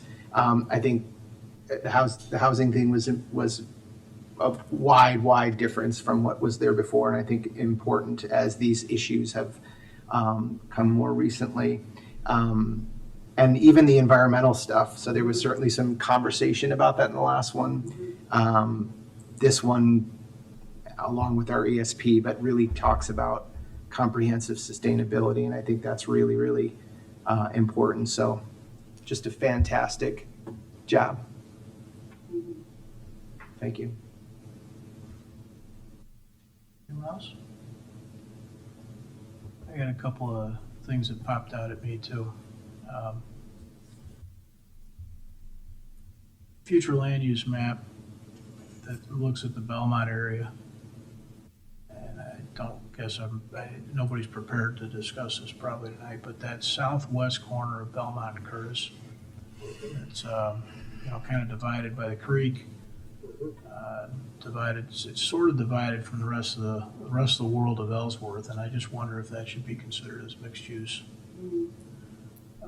Creating again kind of a node that's non-manufacturing at that intersection. With the other two corners, you've got basically a park, and then the other two corners of mixed use. So that was one thing that kind of jumped out. And then I had a data table question. Maybe I'm having a hard time reading or something, but when we talked about the employment section, I was going back through this and I was trying to sort of build links between the tables and the words. So we have two tables, and they have a second column in each table. It's titled the same, total jobs in 2021, and they're very different. And I'm having a hard time linking that to the copy that associates that. The first section is employment, the second section is top industry. So I could use some help on it. It doesn't have to be tonight, Stan, but those were not squaring up with me. The data and the numbers and the titles of the data was not making a lot of sense. Mayor, was that on page 27? Oh, man, I snipped it and put it into an email. I'm sorry. It's a single page. It has, left column says employment and top industries. Right column has two tables. Can you go find it? I'm on 2 pages. Oh, I see. Top industries on page 28, and then there's the inflow and outflow. Yeah, that's it, yep. And then there's there's employment and top industries. Would you mind going to that on the monitors for us? I don't have the Yeah, whole I think plan it pulled doesn't up. have that one there. Oh, got it, yeah, thanks. I can though, if you just. give No, me- no, that's okay, that's all right, I can pull it up. I was thinking we were pulling a plan. So it could just be the reader here, but I was struggling to make sense of the tables and line them up with the copy, particularly because some of the titles in the columns were the same. So we reference the same data, 2021 census on map, total jobs in 2021, total jobs in 2021, but then we have employment sectors and they don't match. And it starts to make a difference if it doesn't make it, probably make a huge difference, but in the copy, we talk about what our big ones are and where we've seen changes and things like that, and I feel like it should line up better. Yeah, we'll work with the House You know- team to make sure we have that. It correct seems, one. it seems like they're flipped. Yeah, I wondered that a little So bit. the text on page 33 says that it is jobs located within Downers Grove, but yet the table says top employers for Downers Grove residents. Mhm. And then the next page says the top industry for Downers Grove residents, but yet the table says jobs located in Downers Grove. It Yeah. seems like the things got flipped. That may be it. It's a little funky. Yeah, yeah. Just double check that and either clarify it or help me understand it, one of the two. That was it. That was my list. Could we go back to your discussion on the future land use map? Just to help me understand where you were looking at, just so we can get that right.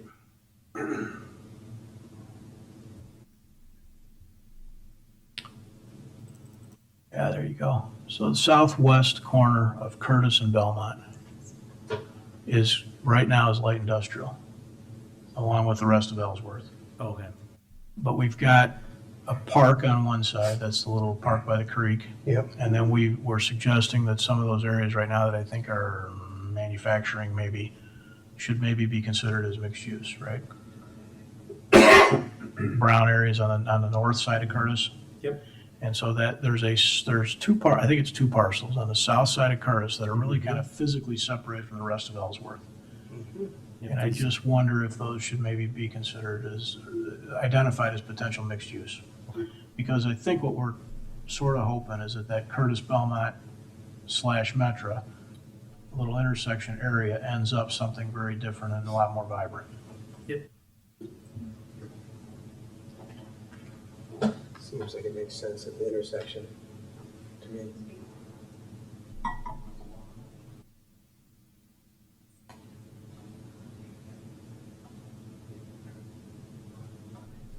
Yeah, there you go. These two right here, man. Yep. Yep. That's the industrial space, yeah. Yeah, they're even, yeah. Comment on why that's a good idea or a bad idea. Not that be right this second. We'll take a look at it. Okay. A multi-use gateway sign? I'm all for that, Mayor. You're in on gateway And on signs, the huh? multi-use gateway sign. I need to talk about the design of that sign. You're not gonna talk about I want Mike to electronics. design it. I want Mike to Yeah, design Mike it. wants to go electronic. We know where this is going. Mr. D99. All right. Anything else? Council? No. I think we're good. Unless the council has anything further, that ends the manager's report. Thank you, Dave. And thank you, Stan. Thank you.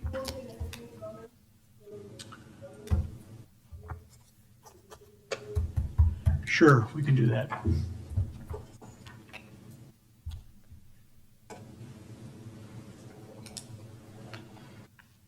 Good Good evening, Mayor and Council. John Ladon.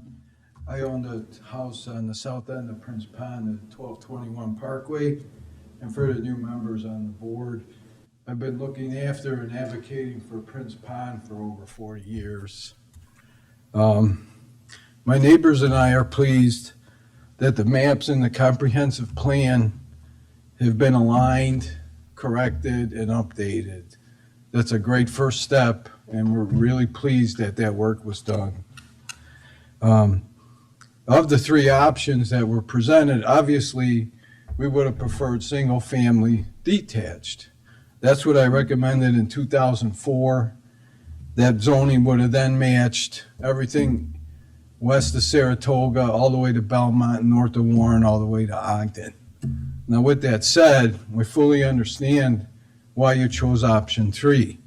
In early 2005, that corner was zoned R5. So we understand we're going basically back to R5. But I also hope you can understand why we're so concerned about having that corner in the downtown transition zoning as it sits today. We fully understand that as long as it remains in the DT zoning, anything that's listed on page 103 of the comprehensive plan in the upper right corner can be built on that corner as it exists today. And the neighbors and I just don't think that type of development on that corner would fit the neighborhood. And in 2004, they were proposing 24 townhomes on that corner. You can understand or envision that massive development, how that would have fit there.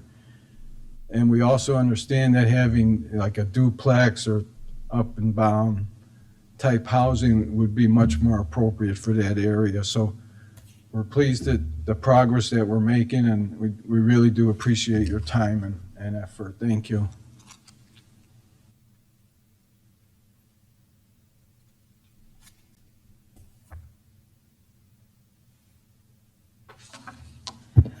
Yeah, I had thought we would have a chance to make our comments before you made your decision, but I'd like to go ahead for the record and make the comments I would have made if we'd had that opportunity. My name is Robin Tryloff, and I'm a longtime resident of Downers Grove, residing at 1225 Parkway Drive. For over 30 years, I've had the privilege of living in the historic Prince Pond neighborhood, an area rich in the history that makes our village unique. I'm here to advocate for the future of 6 properties at the corner of Saratoga Avenue and Warren Avenue, where 6 single-family homes begin on the west side of Saratoga Avenue. I represent fellow neighborhood residents who care deeply about the preservation of our single-family neighborhood, and I'm backed by more than 200 signatures on our petition. Our advocacy for these properties to retain their current comprehensive plan designation of single-family detached began with our presentation at the November 19 Village Council Planning Meeting. Following your instruction, we brought our concerns to the Planning and Zoning Commission on December 16. The commission supported our position that these properties should be zoned residential and not downtown or downtown transition. Village practice places a roadway as a buffer between downtown and residential areas. This principle should apply here as well. The western edge of downtown should align with the east side of Saratoga Avenue. The west side of Saratoga is home to beautiful historic properties, and it is vital that this area remains undisturbed by downtown development. The comprehensive plan emphasizes the importance of preserving historic neighborhoods, encouraging development that complements existing character, and ensuring residential additions respect longstanding communities. In light of that goal, this corner should be zoned single-family detached, in line with the rest of the surrounding neighborhood. For context, the 6 lots in question sit at the southeast corner of Prince Pond, a beloved and historic public park that is integral to our neighborhood and beyond. Prince Pond is a village focal point, actively used year-round, and holds great historical significance. Prince Pond is more than a scenic landmark. It's a vibrant community space enjoyed by residents year-round, and it is steeped in Downers Grove history. In 1892, E.H. Prince platted this 225-acre subdivision, calling it, quote, the handsomest suburb of Chicago, close quote. He created Prince Pond as a centerpiece of this area, which he used to attract buyers to Downers Grove. In 2002, the Downers Grove Park District and the Downers Grove Historical Society designated Prince Pond as an historic site.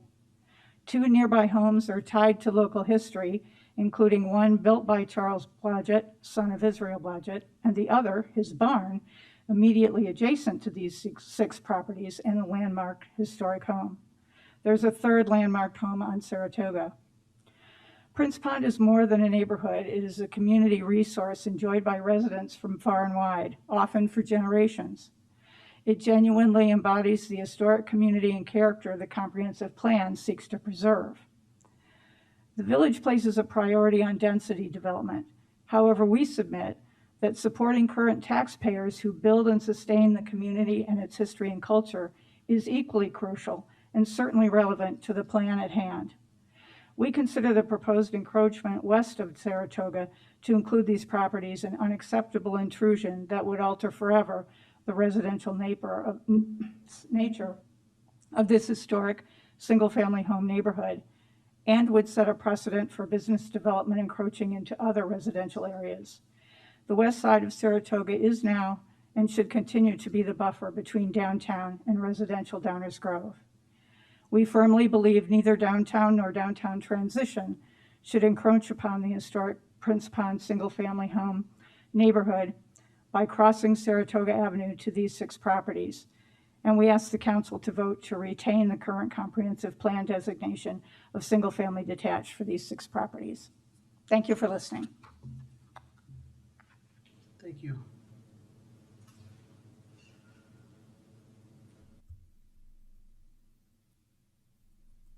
I had expected and will address some things about the parking, which was mentioned, but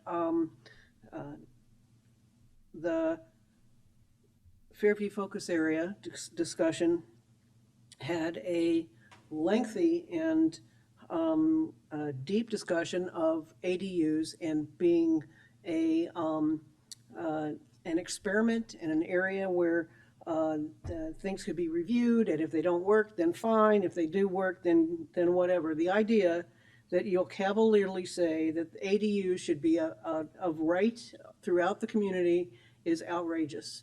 There are so many considerations of so many different neighborhoods that in mine in particular, and I did not fight that battle because you were limiting it to Fairview.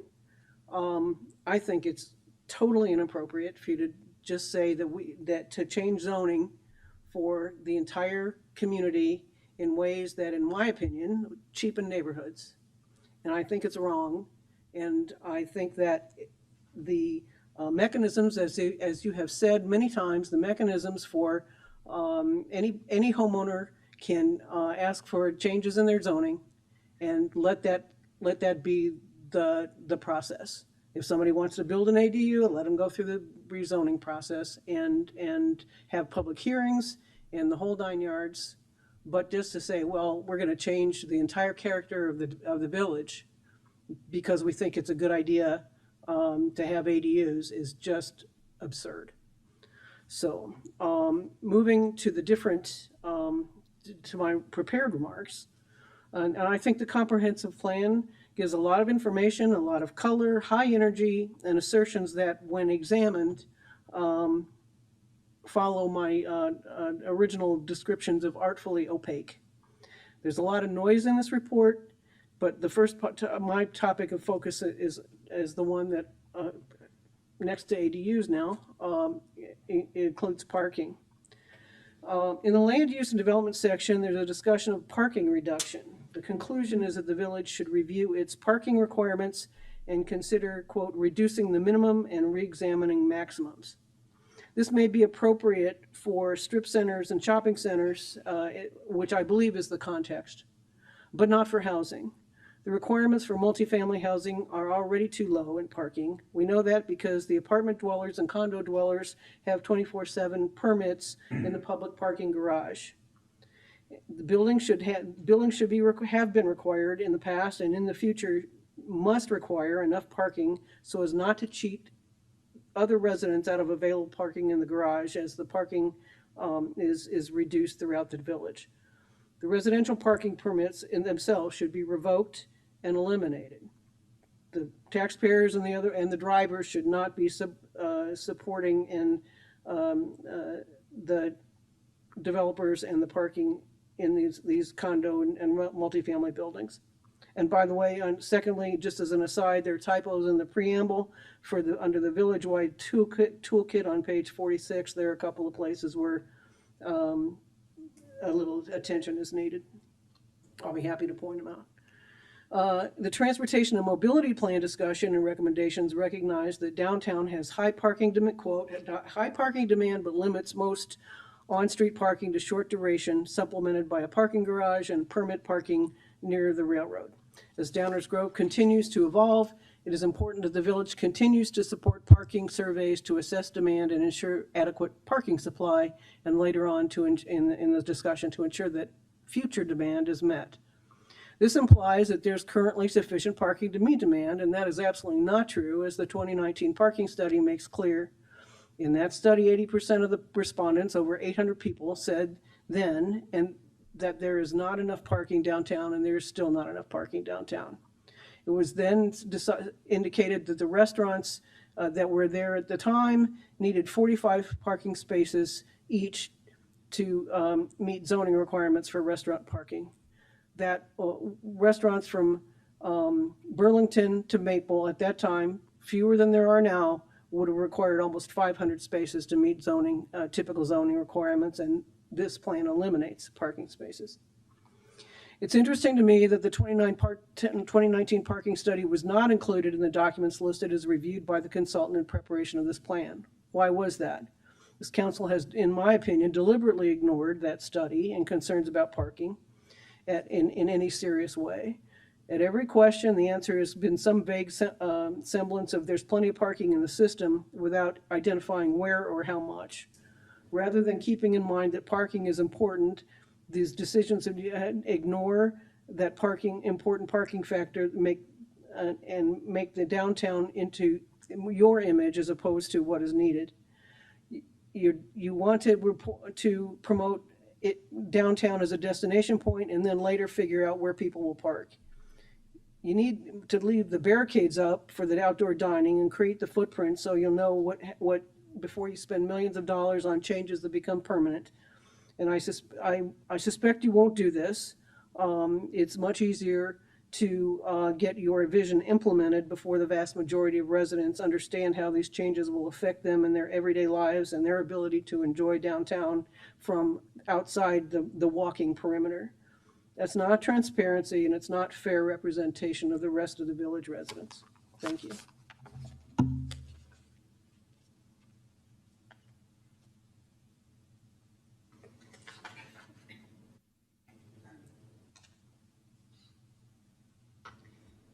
So, although it may not be constructive, I have another question. Is it the case then that the transportation plan has not been finally approved as part of the comprehensive plan and you're still taking feedback on that? I don't understand this. As I understand, you've done it in modules and there's going to be a discussion of the entire plan. And based on the pop-ups and the other events, you're still taking input. And it strikes me, if that is the case, that now that an issue has arisen about a specific part of the transportation plan, that relying on community consensus over what that plan should say, when you haven't finished taking input on that, is not appropriate. So maybe I've got it wrong. Maybe I've got the whole process wrong. But if the plan has not been adopted in its entirety yet, it seems to me that relying on that plan and starting to implement it before that plan is approved is problematic.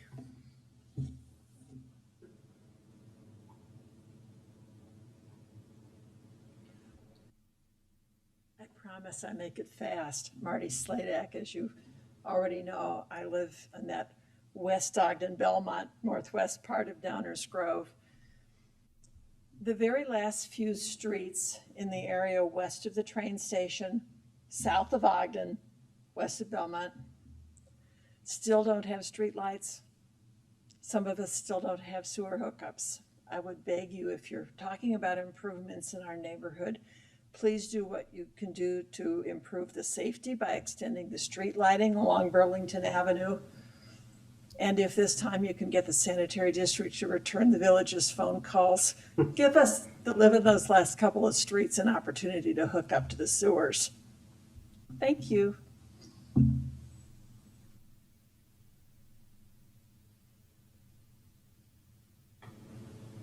Okay, now we will continue with council member report outs. This is a time for council members to report out on activities that they know about or think others should know about, other groups that they're working with in town. We do have specifically identified on our agenda tonight a report out on the ad hoc committee that's going on with the library. So I will ask whether that's going to be a Leslie thing or a Martin thing. Leslie, please, why don't you start? Sure. Right. So our last meeting was April 21st, and in that we had asked if our joint staffs could produce a summary, which let me tell you was not easy because that was over about 600 pages of information that both the library staff and the our village staff had put together for all of the questions that had either come through in the very early times through council from November on or through the ad hoc process. And so we have information that ranges from the Illinois library history timeline of kind of how all of our libraries came to be, the early Public Library Act of 1872, through the Illinois Local Library Act, through the Public Library District Act of 1991. There's information about current governance structures, so appointed versus elected boards, the breakdown of those, especially locally. It gives us an idea of what types of governance structures each of those municipalities have, their size, their budgets. We have all of that information, and then also, obviously, if they have an appointed or an elected board. We have summarized Downers Grove governance and how we ended up here. So we did retain some small pieces of a commission form of government. And so we obviously continue to appoint our trustees. And so we then moved on to considerations and comparisons, which really is our main scope here of appointed versus elected. What is really interesting is when we did a literature review, there's really not a lot of information on libraries. So really going back through the historic data, you see a lot of information about treasurers or mayors or politicians in general, but there's not a lot of information about libraries. One of the ones that did pop out as interesting was school boards.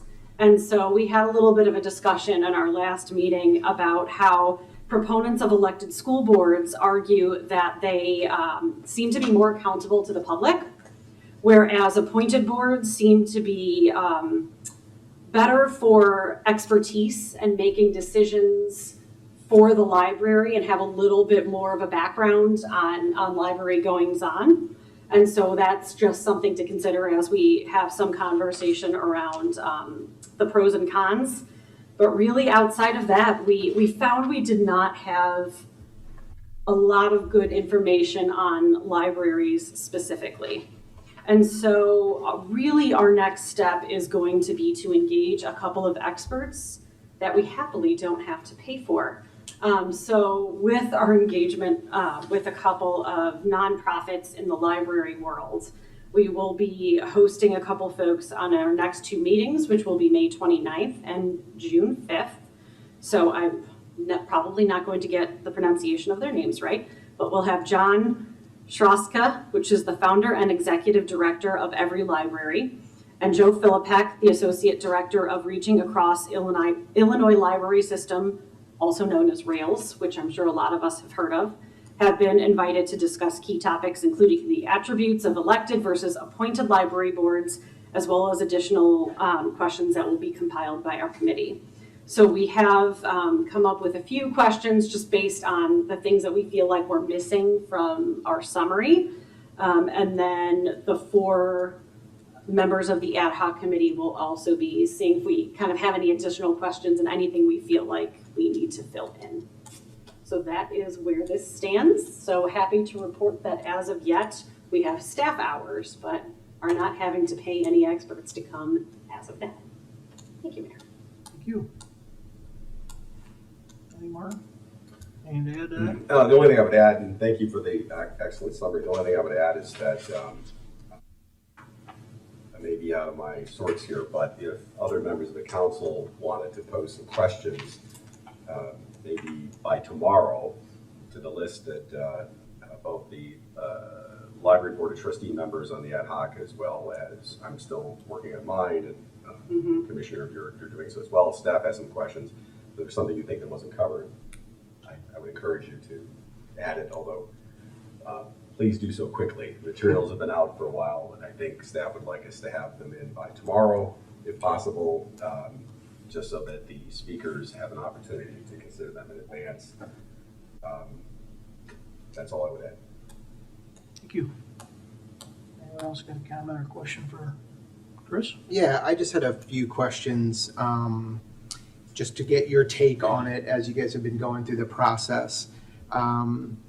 So we're at quite a bit of staff hours on this already, and it's been our senior staff who has taken the load on this. It sounds like there was a lot of representing of information, sort of gathering it all and analyzing it. I guess the first simplest question is, given what's next, how soon do you think you might be compiling that pros and cons report? Do you have a sense of,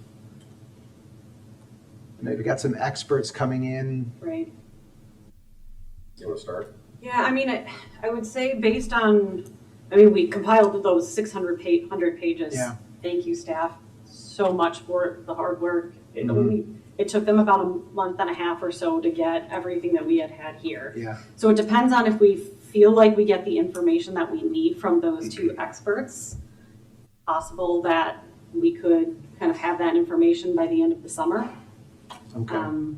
But it really will depend on what we get, I think, from them. I think it's right, and I also don't want to speak for the other 2 members of the ad hoc, Right. but I think we have a general consensus that with these 2 speakers, we're going to have probably most of what we're going to find out. Yeah. And then it's just a matter of compiling it. The summary was done in part to get a head start Yeah. on the report. Yes. It's already been summarized. And while, yes, it does seem like some information, well, we knew that already. Again, this is a public exercise. The idea is to try to educate the public. Sure. So while some people sitting up here may know all this and it may sound very familiar, the idea really was to make sure that residents are having this available to them. So yes, there's some, you're right, there is some, I've seen this before. Yeah. And you're right, Yeah, because that, but not everyone has seen it. That was the purpose. But to answer your question, I agree with Leslie. I think that definitely by the end of the summer, if not sooner, because I think after the June 5th meeting, Yeah. my gut tells me we're not going to need a whole lot more unless this council wants to give us new things to do. No, I think another question I had was just, as part of the request was to kind of look at alternatives, right? That was, I think, part of it was a main part of the request. And I'm just wondering, given the fact that, like, we even maybe talked about this when we were talking about, but alternatives could mean an almost infinite amount. I think it was even brought up at the library board of, like, how do we figure out how you limit that? So I'm curious if there's been any sort of discussion around what means you might use to filter down or figure out, like, what alternatives make the cut or we'll be looking at. As of now, I'm not sure that we have actually found any alternatives to those 2. I know that the library has kind of gone through all of their nonprofit and other partners that essentially they use. There's no one repository for how library boards are engaged, right? Are there, right? Are elected versus appointed.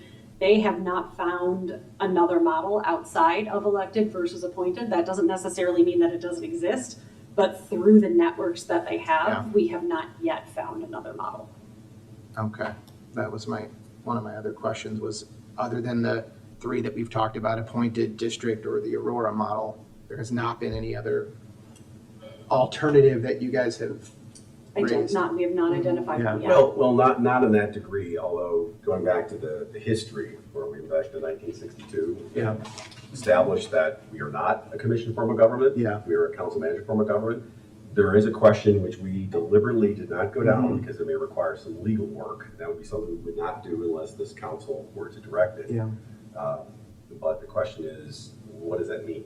So for example, would you need to, is that in and of itself an avenue? Because, and again, this is just me speaking. Yeah, sure. It's a question. So Yeah, we yeah. decided it's a question we're not going to answer. But is it the case that the 1962 referendum and subsequent action by the village council, is that a mechanism by which a change could be brought about? Because if you look at all other, as I understand it, all other municipal libraries that operate under a council manager form of government are elected 7-member boards. So what I don't know the answer is, what does that mean? Is it a venue or not? We're not exploring that because we think we would require more resources, and we're not going to try to give that opinion to the council. Okay. But if somebody wanted to explore that further from a legal basis, they could. Yeah. So I just want to, just as a full asterisk, just wanted to point that out. But Okay. we are not, unless directed, going to try to answer that question Yeah. because we think it's beyond our purview. You said all of them are elected 7-member boards, so they're districts No, No. they're municipal libraries with who elected operate boards? under a council manager form of government, and they have 7-member elected boards. That's my understanding. Interesting. Okay, great. So I don't know if that is another model or not. Maybe. And then is there anything else you guys need from us? Is there anything we can do to help? Thank you for the question. I don't think yet, and we will ask our colleagues. Okay, great. Thank you, and thank you for the report, the opportunity to ask. Thanks for the questions. Yeah, I as well, I was concerned about timeline. So just thinking about but I wasn't asking for a date. It was more of a LRP discussion, green light, yellow light, red light, right? Where are we at in our progress? It sounds like we're at a green light. We're kind of where we thought we would need to, where we would be. So, look forward to that report and then next steps. Great. Okay. Go on to the balance of the council member report outs. Mike, want to start with you? No report, Mayor. Thank you. Rob? No report. Leslie? No further report. Thank you. Tammy? No report. Chris? No report, Mayor. Thank you. Martin? I'm going to break the chain. First of all, gateway signs look fantastic. They're popping up around town, and I can now die happy knowing that we have gateway signs in Downers Grove, finally. Consistent, aesthetically pleasing ones. Yes. With all, sorry, Mike, but they No, look nice. I like them. I do. I like them. It was more, not. We won't go there yet. We won't go there yet. I'm just gonna leave it. Number two, just a nod to one of our sister local government entities. The Downers Grove Park District is celebrating the dedication of the Kathy Mahoney Rec Center on May 30th from 3 p.m. until 3:30 p.m. Of course, at the Downers Grove Park District Rec Center, 4500 Belmont Road. Great celebration for someone who's dedicated a great deal of her life to the Downers Grove Park District, which of course is one of the things that also makes Downers Grove great. So I wanted to mention that and look forward to seeing people there. And then last, I just have to note that there's only 30 more days left until Rotary Grove Fest. That's all I have. Thank you, Martin. Mayor's report, there are 2 items tonight on the agenda. The first is a new business to be placed on file. This has to do with management of the liquor ordinances and liquor applicants. Pursuant to Section 3-12D of the Downers Grove Liquor Control Ordinance, a public hearing for a liquor license application may be waived if a current license holder requests a change in license classification. However, the application must be placed on file for a minimum of 2 weeks, subject to public comment prior to the issuance of a new license. The village has received application from a current licensee for a liquor license classification change. The following license holder has requested an upgrade from their existing beer and wine only license to sell full alcohol off-premise consumption liquor license. Sure Akbar Corporation, doing business as 7-Eleven, located at 6301 Main Street, Downers Grove, Illinois, 60516. Accordingly, I'm placing the application for classification change on file in the village clerk's office. Barring any objection, once the 2-week waiting period has passed, a full alcohol off-premise consumption liquor license shall be issued to the establishment. Placed on file Tuesday, May 20th, 2025. Lastly, there's a resolution, item B, to appoint a mayor pro tem. Rosa, would you please read the resolution? Yes, Mayor. A resolution appointing Mayor Pro Tem, whereas pursuant to Section 2.17 of the Downers Grove Municipal Code, Mayor Barnett has made the following appointment. Now therefore be it resolved that the Village Council of the Village of Downers Grove does hereby confirm the following appointment. Mayor Pro Tem, appoint Commissioner Martin T. Tully as Mayor Pro Tem. Thank you, Rosa. Anyone willing to make that motion? Yes, Mayor, I move to adopt a resolution appointing Mayor Pro Tem as presented. Is there a second? I'll second. Any comments from the council? Leslie, go ahead. I'll start. So in the past, I've tried to keep my personal issues, even if they're governance or meeting adjacent, out of the public eye for respect for the community. Because I'm here to serve Downers Grove and not my own personal ego or agenda. But in this case, I don't believe that voting for this is in the best interest of the community, and I'll explain why. As the mayor discussed during the meeting acknowledging the service of former Commissioner Jose, the role of pro tem is more than ceremonial, often representing the village in critical meetings when the mayor is unavailable, or taking part in timely discussions about agenda setting, or getting early previews of information in order to guide policy making. And I have several concerns with regard to this resolution, and will outline those now. First, we know the role of Commissioner is nonpartisan, but it doesn't mean that candidates don't distinguish themselves from one another. One of those examples is that one of the recent trends of councils is that the number of FTEs are increasing since 2021 rather than decreasing. And this is one example of how the village of Downers Grove is looking to move away from what I would call the old guard way of governing. For many years, with the support of both the mayor and Commissioner Tully, then Mayor Pro Tem for mayor of most of those, not raising taxes was politically advantageous. And as a result, from 2008 to 2021, we lost over 71 FTE, down to 303.35 in 2021, according to a budget document we received in 2021. And while I understand we were dealing with the fallout of a recession, it didn't necessitate losing that many. The old guard also represents a time in which it was normalized to appoint friends or make gentlemen's agreements. I decided to run for one of the 2019 council spots because of the Art Jaros appointment. There had been a lack of transparency around appointments, discussions behind the scenes around things like Mayor Pro Tem. If you scratch my back, I'll scratch yours, and I want to end that. My campaign focused on transparency and doing away with the good old boy network of governing, as did many that came after me. There are also examples that haven't hit the public ear. I am certain that there have been discussions in the past of individuals making agreements not to run for mayor at a certain time, creating almost a succession plan. That's not how this should work. There shouldn't be an assumed path to a mayor leaving out the electorate. This is why we have elections. Politicians shouldn't be controlling that. Now, to be fair, we all have one-on-one conversations with one another. We meet, we discuss things to make sure that no one's taken by surprise at a meeting, and we make compromises. We try to talk about, how we might end up voting. We work together, and we have professional discussions with one another. But I am against using a friendship or a status in this way. My colleagues could even attest that I've historically had a difficult time considering friends for boards and commissions, because it felt as though somehow I was using my position and gave them a leg up, even if I knew they were qualified. So to me, discussing business is not to shock someone in a meeting or come to an agreement on a tough topic is different than playing fast and loose with who is on the ballot. Another example is that from what I understand, the mayor suggested that Pro Tem be someone who represents him and his views, and I find this to be an inappropriate way of looking at this role. We're told that we're one of 7, and our individual opinion is not representative of the whole. And we're better when we have differing views coming together. We have an opportunity for a fresh start and change, and this is not how we do that. And I haven't seen anything in the last 2 years to suggest that things have changed. Another concern I have is availability. It's been incredibly challenging scheduling ad hoc meetings. We weren't able to hold last week's meeting because both the mayor and Commissioner Tully were gone, and there's been a noticeable difference in attendance.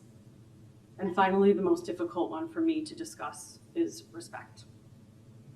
There have also been suggestions that there should just be a deference about accepting pro tem, but I suggest that's earned. I faced what are essentially public accusations through my email of trust and breaking ethics 4 years ago from the mayor, making things political and what felt like to me was a completely out of the blue situation during election season.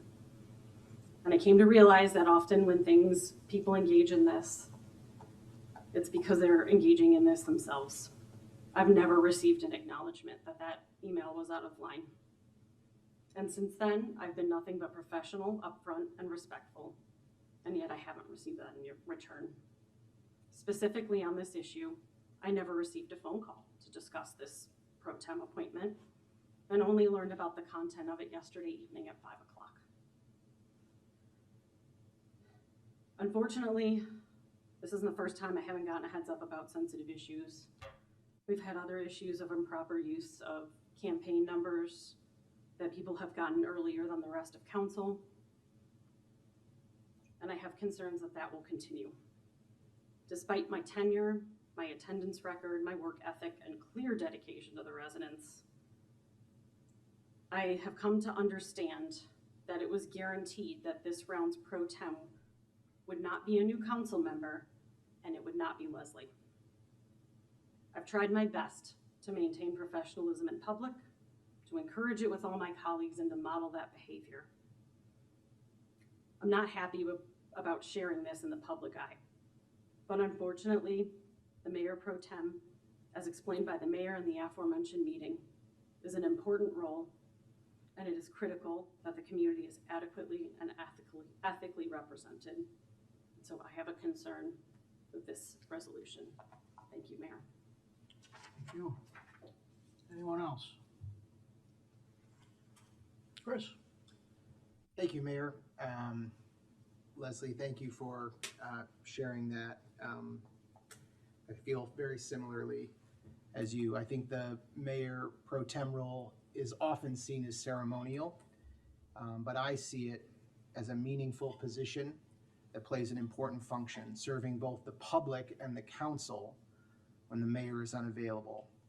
It exists to provide redundancy in leadership, and to me, the selection of the Mayor Pro Tem is an important opportunity to improve the way the council operates.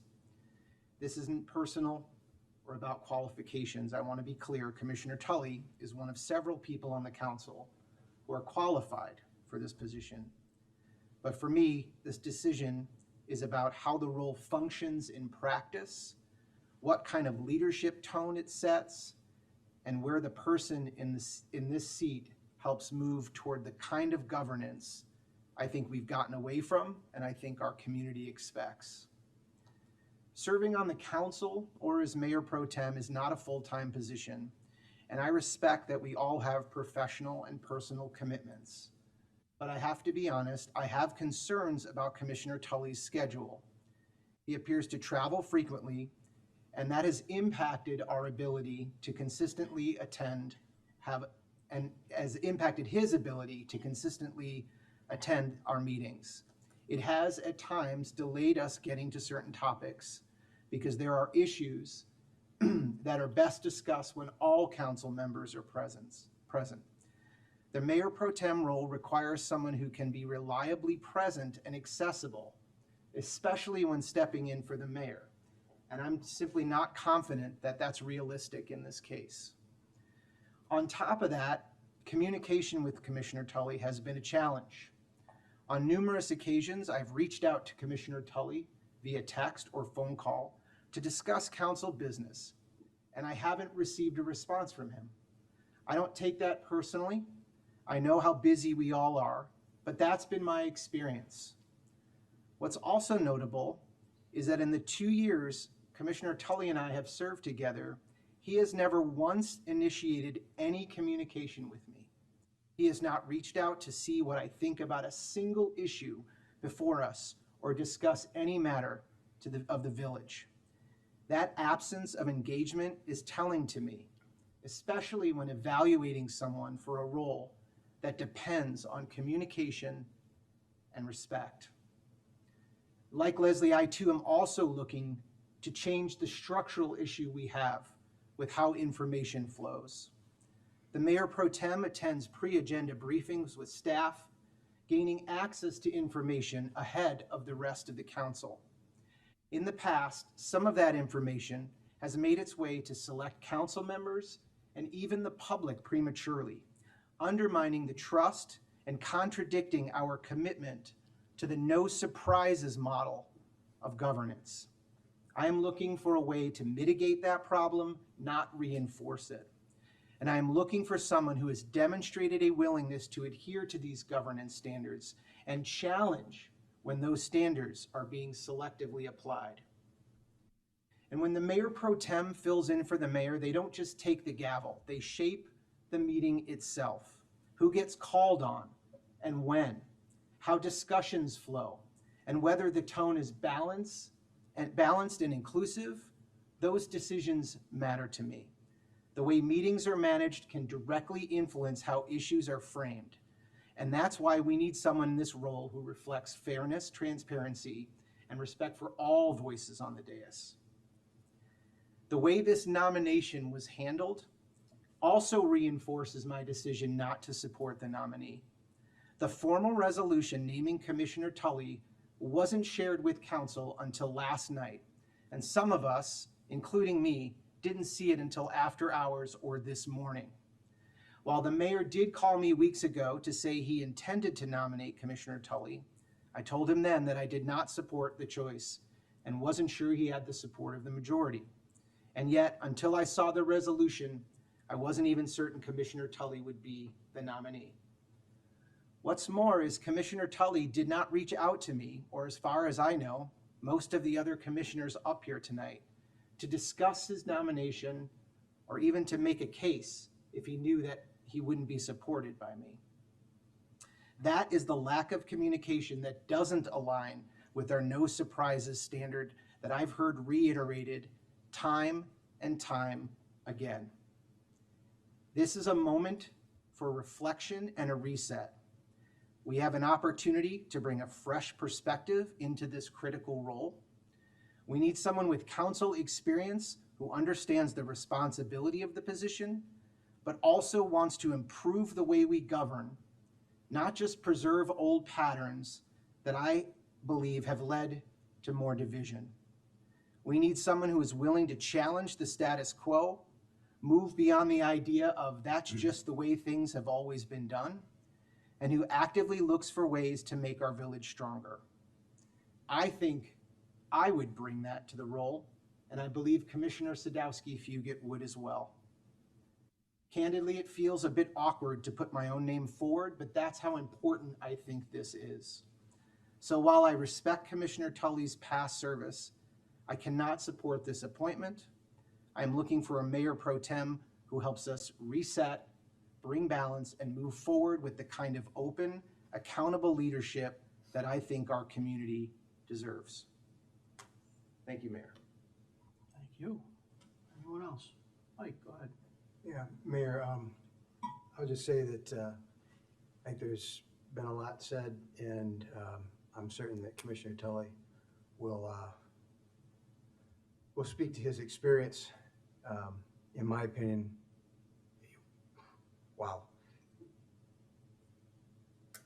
There's nobody sitting here that's more qualified to be Mayor Pro Tem than Martin Tully. His past experience as mayor and as commissioner, so many of the things that we're talking about wanting. I'm not sure. I don't know on what basis you consider him not being able to deliver. I understand concerns about schedule, but I don't know, I don't know your record, Commissioner Tully, here at the council, but my recollection is that you're here most of the time.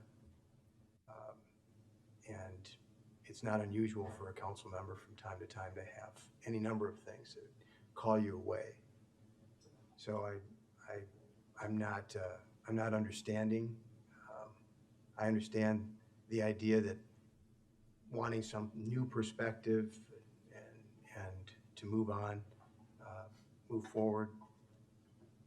I understand that, but I also think that, you know, the mayor has his prerogative to choose somebody who he feels he can work with, and in this case, he's expressed that Martin's the guy. So that's why I support this motion.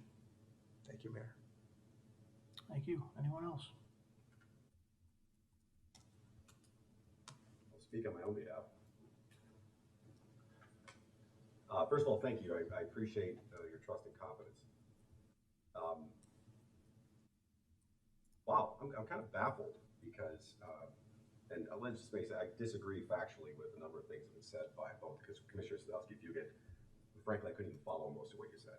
It's just not accurate, and I deeply am disappointed by a number of things you said, and not even the courtesy to talk to me about it ahead of time does not convey well. I also disagree with what you said, Commissioner Gilmartin, because you have portrayed upon me the job of Mayor Pro Tem when I wasn't the Mayor Pro Tem. Communication, availability. I wasn't the Mayor Pro Tem. Greg Jose was the Mayor Pro Tem. And yet you just said you didn't act like the Mayor Pro Tem, so I can't support you as the Mayor Pro Tem. It's basically what you said. It's not what I said. No, it's all being recorded, so we don't have to argue about that. Let me get to a more important point. It is simply unprecedented for a village council not to respect the mayor's choice of Mayor Pro Tem. Unprecedented. If this is the way you want to change going forward, I'm deeply concerned about the future of this council. This is not like the school boards of the Park District, where the collective body decides its own leaders. The position of mayor is directly elected by the residents of Downers Grove, and it deserves the respect of the office and the deference of his or her choice. Indeed, I find it deeply disrespectful to both the person and the position of Mayor Barnett not to do so. Historically, and I know you don't like history, you just ooze a disdain for history, but historically the mayor has chosen the most qualified candidate. Let me give you some examples. In May 2007, Mayor Ron Sandak chose me as the Mayor Pro Tem despite us having been on the opposite sides of the preceding election, because Ron Sandak knew I was the most qualified candidate. Politics were left aside. Fast forward to May of 2011, I chose Marilyn Schnell as my Mayor Pro Tem, even though we did not align on every issue by far, because she was plainly the most qualified person, and especially because she had served as Mayor Pro Tem admirably with Mayor Cheever. I'm sorry, but there's not a person up here that can say with a straight face that I am not well qualified to ethically, respectfully, and responsibly serve as Mayor Pro Tem. And you don't have to take my word for it, because I've done it. Twice under Mayors Krajewski and Sandak. And I dare you to point out where I didn't act reliably, ethically, respectfully, inclusively, and competently. And then I served 2 mayors myself. And so I know what to expect from the Mayor Pro Tem because I had several of them. In addition to that, I served as president of the DuPage Mayors and Managers Conference. So here I was elected by my fellow mayors to lead that organization, which a much greater footprint. And no one has ever suggested that I did not serve as Mayor Pro Tem twice, 2 terms as mayor, president of DuPage Mayors and Managers Conference, in any way, shape, or form that was not reliable, ethical, respectful, inclusive, and competent. Those accusations are just false. So frankly, my colleagues, this plainly is about something else. And yes, it does smack of person. It is personal. Or it's partisan politics. But what I want to say to all of you, and particularly those who may be newer to it, we are not elected to just represent those who helped get us elected.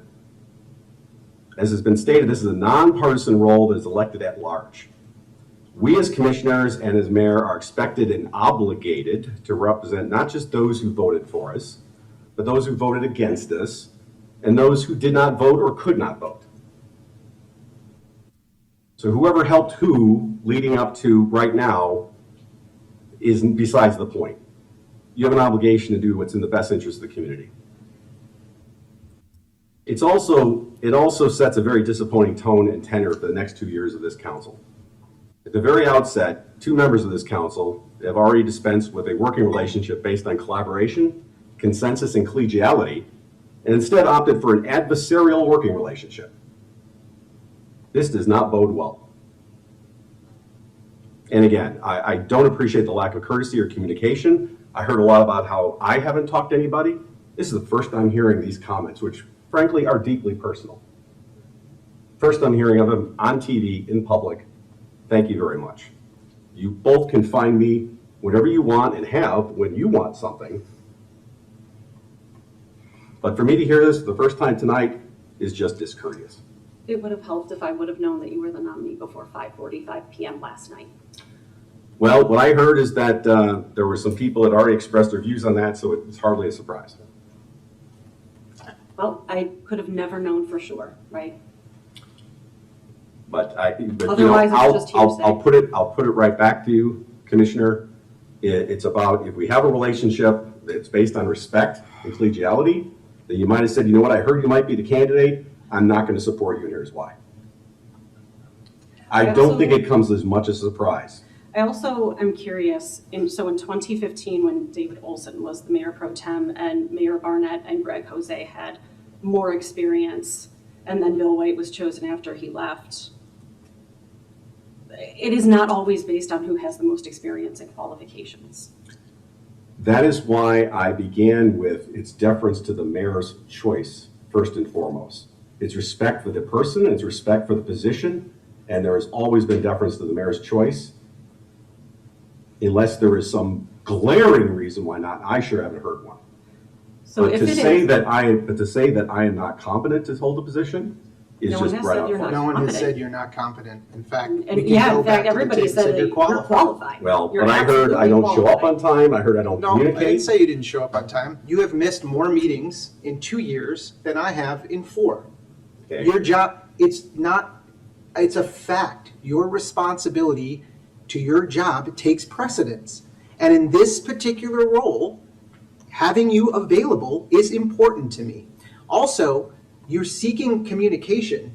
You don't respond to my communication. So what would make me think that on this topic, I would expect a collegial conversation about it? That is an overstatement for 2 reasons. Number one, I have the multiple text messages. Can you please reach out to me? And you do not respond until the day of the meeting. I'm sorry I was busy, and we don't have an opportunity to talk about this stuff. I look for that in a pro tem. I don't necessarily, if that's the way you want to be as a commissioner, that's your prerogative. But as a pro tem, someone who might be sitting in that center chair, communication is paramount. completely agree. And you just made my point. Because you said if I want to be that way as a commissioner, I can be that way. Yeah, So fine. it's But how you act. You have not It's a- demonstrated it's to a- me in any way that, so now all of a sudden as pro tem, you're going to change the way you act? Absolutely. Because I did that twice before. Okay. I did that twice before. How about building the communication as we're on the council to maybe earn some of that? So the point is, and I thought I was still speaking, by the way, the point is that I have done that on 2 different occasions. So when I'm in the role of Mayor Pro Tem, I will deliver upon that and more. And how do I know that? Because I've done it.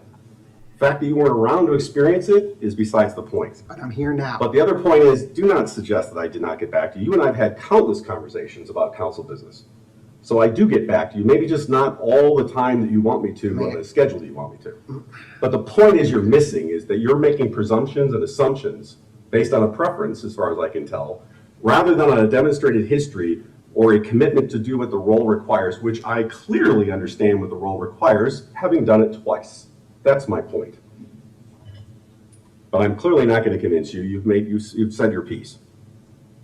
I also want to point out that with regard to deference, it is, according to our ordinance, based on council approval. It's very similar to the way that boards and commissions are appointed by the mayor. And typically when we have that, we have time to review it and we are able to discuss any concerns. And again, we did not have the time to do that. I wish we had had some time and I wish we had had some discussions. But again, if anybody wants to discuss being adversarial or partisan or any of those, I have not made any of my concerns, any of my issues with anyone. No one had any clue that any of this was going on behind the scenes for the last, 4 to 6 years. I don't know what you're talking about behind the scenes, by the way. Everything that I just outlined of the concerns of why I'm not necessarily trusting this current judgment and why I'm not necessarily giving deference right now. I understand. I just want to know you both had time to write lengthy speeches. I wrote it today. Well done. Literally today. And gave it a fair amount of thought.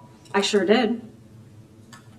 I have nothing more to say. Because it is something that I genuinely care about. And yes, I wrote it today. I think we all genuinely care about this. But also on Friday, we did see that there was a resolution put on there. And since I had not been engaged at all, I assumed it wasn't me. Okay, well, I will let the mayor speak to that issue. I have nothing more to say. I think I've said my piece. Obviously, I'm going to support myself. That's probably going to come as a shocker. And I'm just sorry that we're starting out this council this way. It's very unfortunate. It's a disservice to the community, frankly.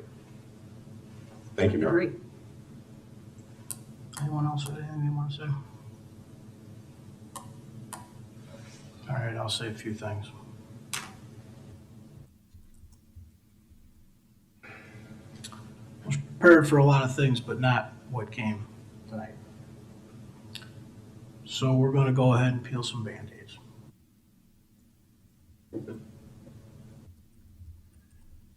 Chris is right.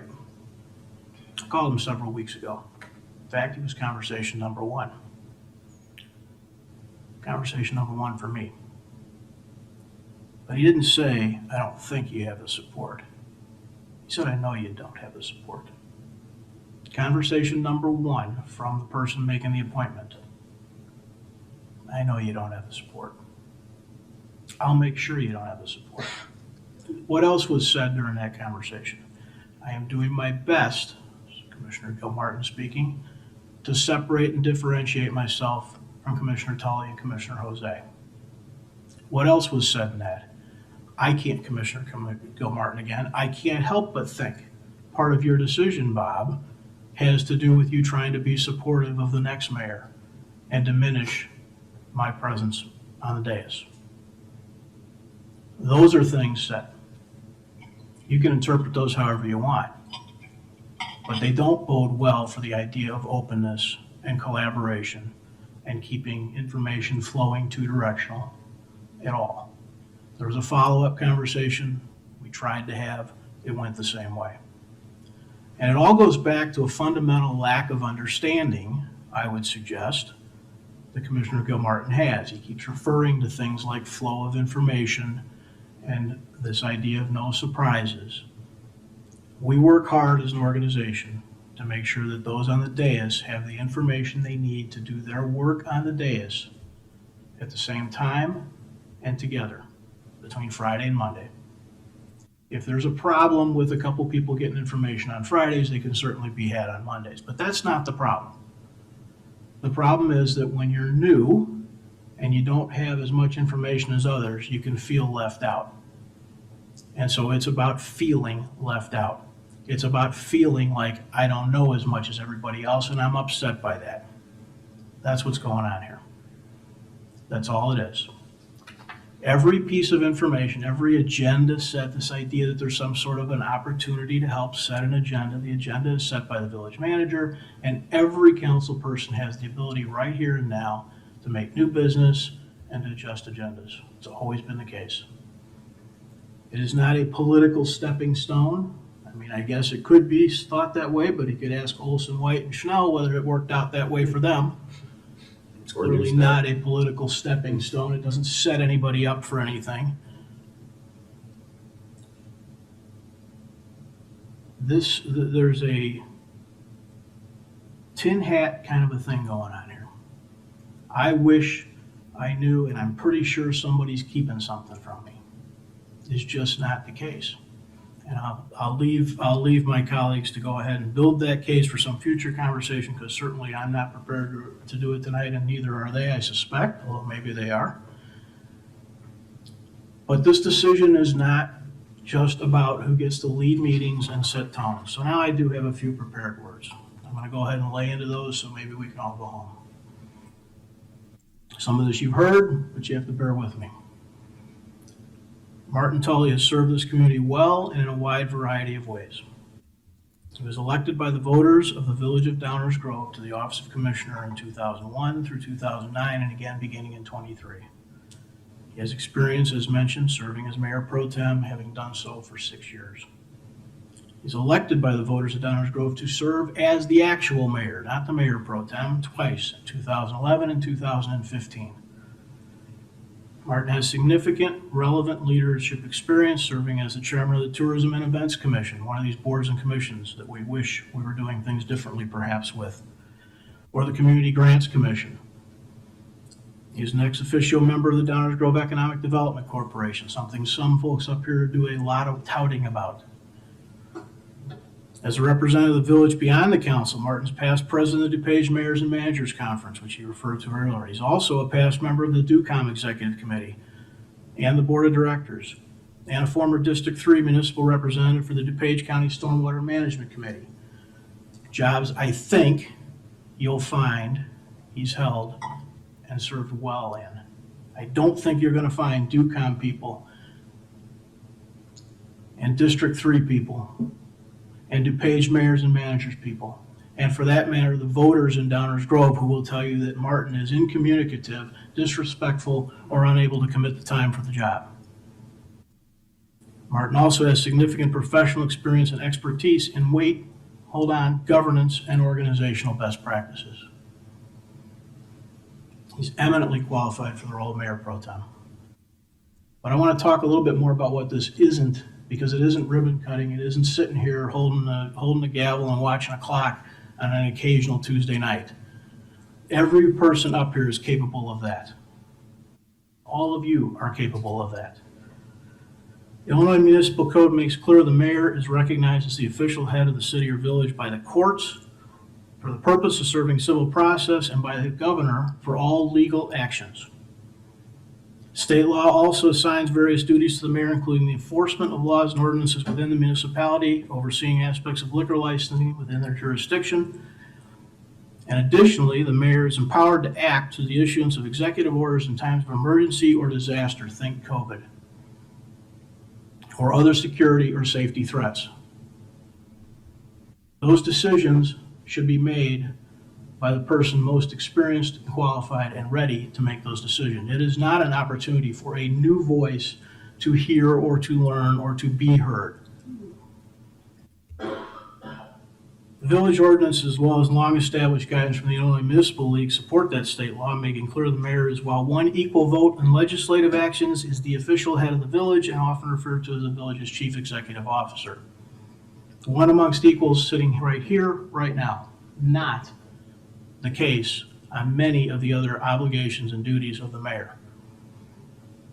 The village ordinance also makes clear that in the absence of the mayor pro tem has the duty to exercise any power vested by the mayor, those other non-sitting up here on the dais things we just talked about. I take every one of those non-legislative chief executive obligations seriously. I make this recommendation in light of those obligations. I am certain every person up on this dais could manage the next meeting. They could cut the next ribbon. They could show up at the downtown management ceremony tomorrow and give a little speech on what we've done in downtown. That's not the job. That's not the potential job. Commissioner Tully's personal and professional qualifications, as well as previous municipal leadership experience, make clear he is the best choice and the most qualified on this council to fill the role of mayor, particularly the non-legislative demands if necessary. That is why I made the appointment. Backslapping, I don't even know what it was, Old Boys Network. You know, at the risk of sounding like an old record here, man, somebody look back. Martin and I have kind of been the opposite of that over the years. It is not a stepping stone, and it is not an old boys network. It just simply is not. If you believe that's what it is, you've talked yourself into that, likely with the encouragement of somebody who's seeking the next round of office. That's all there is to say for now. We're going to go ahead and call a vote. Rosa, please call a vote. Commissioner Davenport, Aye. Commissioner Tully, Aye. Commissioner Rowe, Nay. Commissioner Sarver, Nay. Commissioner Gilmartin, Nay. Commissioner Sadowski Fugit, Nay. Mayor Barnett. Aye. That motion fails 3-4. Is there a motion to adjourn? Mayor Barnett, move to adjourn. Second. All those in favor say aye. Aye. Opposed? We are adjourned. Thank you all. Have a good night.